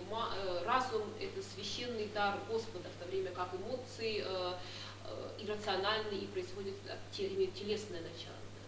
Rationalism is based on a few important assumptions. Рационализм основан на нескольких ключевых предположениях. And now we are speaking with the words of people like Galilei, Newton, Leibniz. Сейчас мы говорим о таких людях, как Галилей, Ньютон, Лейбниц. The great rationalists of the 17th and the 18th century. The basic assumption, and one of the basic assumptions, is that order rules the world. That ultimately everything strives and comes from order. Великие рационалисты 17-18 веков считали, что порядок управляет миром, все тянется и стремится к порядку. It is interesting to see how recently only this model of that order is the basic order, is the basic state of the universe, or the ultimate and the original state of the universe. It is amazing to find out until how recently this was the model. Поразительно, до какого времени эта модель оставалась единственной ключевой моделью. Because it's only after the First World War that the beginnings of the chaos theory start to emerge. Только после Первой мировой войны первые элементы теории хаоса начали появляться. It's only now in modern times that we generally accept and have to see that the basic theory, that the basic state of the universe is chaos. И только в современную эпоху мы признали, что элементы хаоса являются неотъемлемой частью Вселенной. We finally have killed God. Наконец-то мы покончили с Богом. As the ultimate creator and the basis of everything. В качестве абсолютного создателя и основы всего. The newest theories in natural sciences, for example, don't agree anymore that the end of the universe is going to be one major implosion. Современные естественные теории развития Вселенной больше не утверждают, что конец света наступит в виде огромного взрыва. So just as the beginning had been one giant explosion. Так же, как и начало было своего рода взрыв. So in that sense, you would have alpha and omega. It would be in the beginning, and it always was until the end. Иначе очень просто, глава альфа и омега, начало и конец. There are even scientists who seem to think that the universe is not going to implode, but that it's going to go on drifting apart forever. I'm not sure now. No, they're not sure. This is theories. There are scientists who have theories that there might be a state. There are three theories, or the universe is continuing to float apart, or it's going to reach a point of stability, or it's going to implode again. And this last theory begins more and more popular. Yeah, okay. Существует три основные теории. Первая теория — Вселенная будет продолжать разрастаться, элементы будут растекаться, все больше удаляясь один от другого. Вторая теория — произойдет, будет достигнуто некоторое положение равновесия. Третья теория — это взрыв, implosion, как взрыв внутрь. Anyhow, that order is at the basis of the universe is not a generally accepted concept anymore. однако порядок в качестве основы Вселенной больше не принимается абсолютным большинством. Yeah? You can see that after the First World War, for example, for the first time, the natural, what was considered to be the natural relation between tones is challenged for the first time. Because with Schoenberg and with dodecaphony, the whole concept of having fifths and octaves and thirds that naturally belong together was just challenged.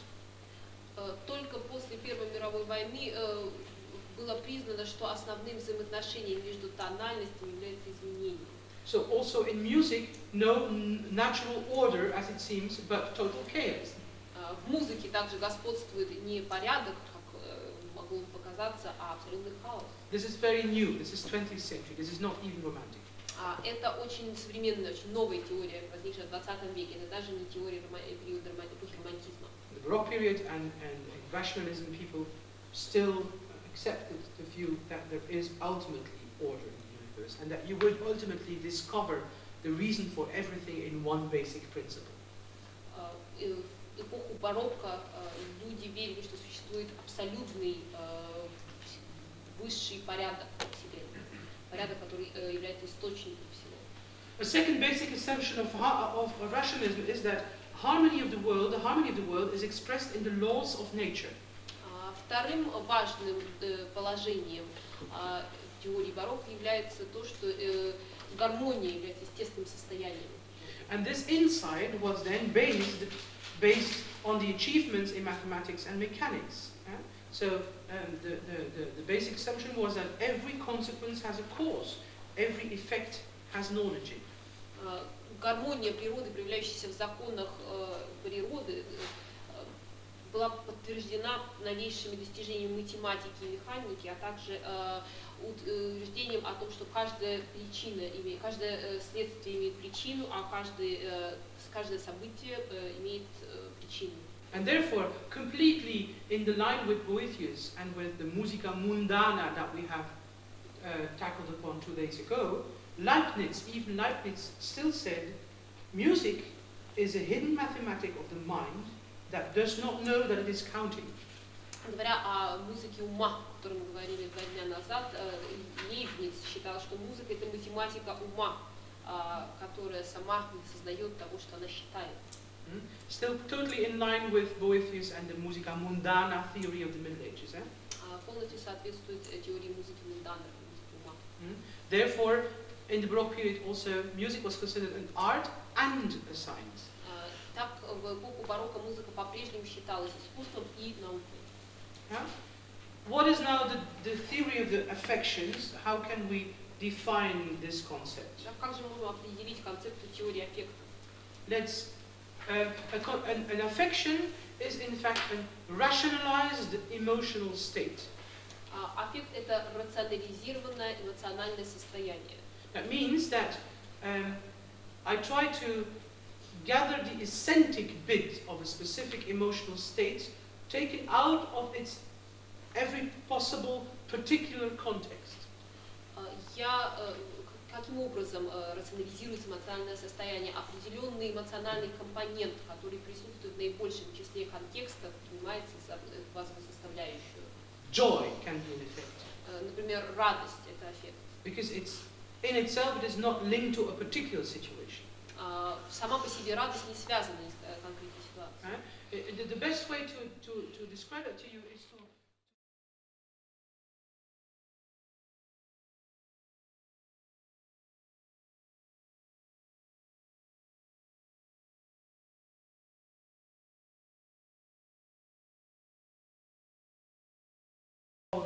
tree, or that I want to transmit to you the concept of tree. Лучше всего это можно представить следующим образом. Допустим, я пытаюсь представить вам, объяснить вам концепцию дерева. Well, in the Baroque period, it would be enough to do this.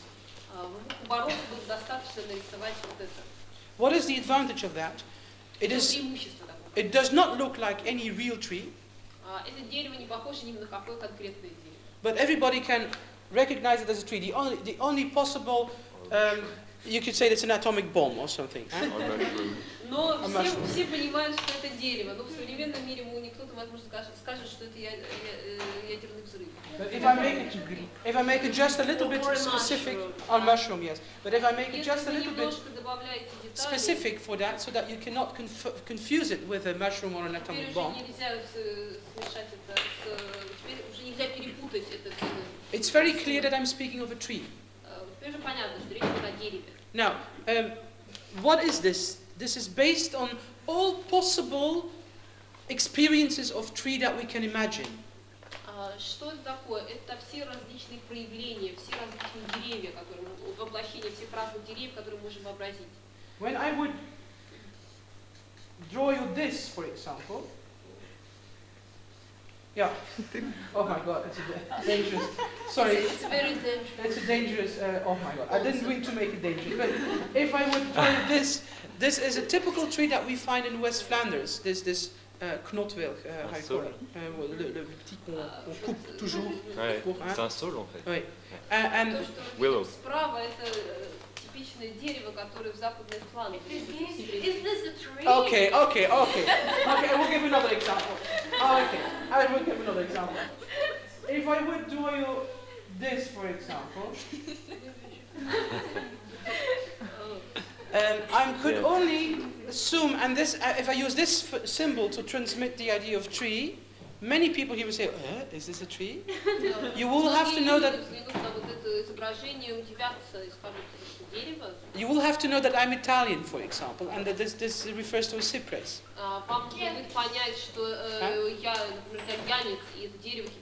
If you don't know this, then you cannot understand me. Yeah. So, in the definition of an affect, I have to be neutral, that everybody understand what the symbol means, what the concept means. Для аффекта я должен быть нейтрален, чтобы каждый понял, что означает эта концепция, что означает этот символ. And if I transmit this in music, for example, if I want to transmit the idea tree, and I transmit this in music, then I'm already a romantic composer, because I'm thinking of my tree, and I'm opposing you my thought of a tree. Если я трансформирую эту идею, этот образ дерева в музыку, то тогда я романтический композитор, который представляет публике свое дерево. This is the basic difference as far as emotions are concerned between Baroque and Romanticism. Это принципиальная разница между, что касается эмоций, между барокко и романтизмом. In Baroque music and Baroque art, I will transmit you a very strong emotion, but it will be an emotion that is neutral in itself, so that you yourself can fill it in as you wish. В произведениях эпохи барокко можно наблюдать сильные эмоции, которые сами по себе нейтральны, и каждый слушатель наполняет эту эмоцию индивидуальным содержанием. Yeah? If I say, for example, the river in Baroque music, Я на языке барокко скажу река. it is actually unimportant how the river looks. Совершенно не важно, как выглядит река. Maybe it's important for the opera if it's whether it's a big river or a small river. Может быть, для оперы важно, большая это река или маленькая. But whether the river is in America or in Russia or in Western Europe, it does not really matter. Но где находится эта река, в Америке, в России или в Западной Европе, на самом деле не важно. But if Beethoven writes in his Sixth Symphony, Szene am Bach, he has a specific small little brook in his mind, and we really have to find out where Beethoven was sitting when he composed that to understand the atmosphere of the composition. Но когда Бетховен пишет свою пьесу «Сцену ручья», он имеет в виду конкретный ручей, и чтобы понять его состояние ума в этот момент, нам нужно выяснить, у какого именно ручья он сидел. When Dvorak writes the Moldo in Mavlast, it is not another river, it's not the Mississippi, it's not the Ganges, it is really the Moldo, you know? Когда Дворжак пишет об Одере, это не Миссисипи, это не Ганг, это конкретная река. So, Baroque art, in a way, will never surprise you or will never put you on the wrong leg, because you, as an individual of the audience, will always have the possibility to fill it in with your own imagination.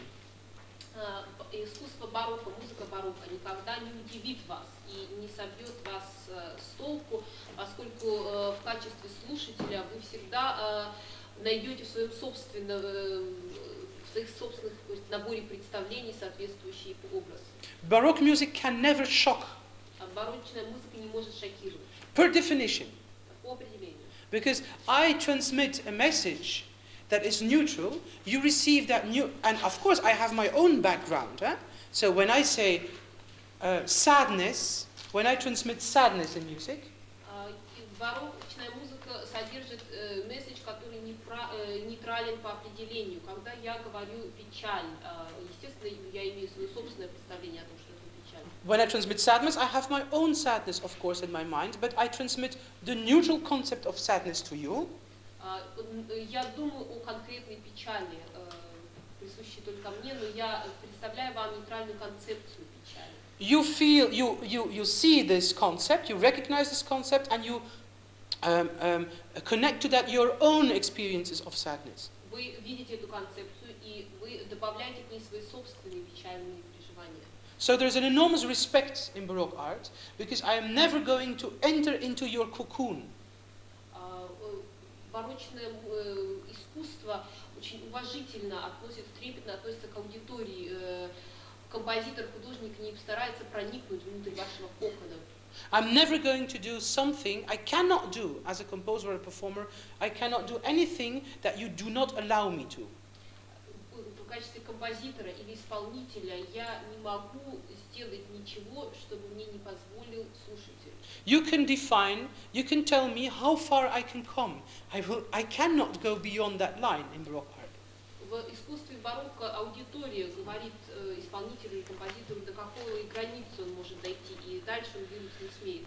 Whereas in romantic music it's just the opposite. You as a member of the audience come in the concert hall, you sit on your chair and you say, should, let me have it.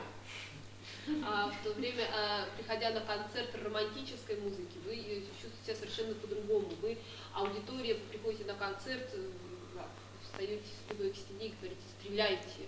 And the composer is then firing at you his most individual and personalized feelings and thoughts. И после этого композитор как пулю выпускает. Противоречие. С одной стороны, барочная музыка очень эмоциональная, и в то же время при помощи барочной музыки я не могу показать вам глубины своего, раскрыть вам свою душу. And we have to acknowledge and understand the concept that emotion is not necessarily the bottom of your heart. И мы должны принять концепцию того, что эмоции, возможно, не являются самыми сокровенными. The best Baroque artist is the one who makes the whole audience cry or laugh when he wishes. Самые выдающиеся художники эпохи барокко заставляли всю аудиторию смеяться или плакать, когда он этого хотел. But who does not need to be in this particular emotional state himself. При этом он сам совершенно не обязательно находился в этом эмоциональном состоянии. It's his craft as an artist or an actor that makes you cry or laugh, but not his personal state of mind. Его искусство, как искусство исполнителя, искусство художника,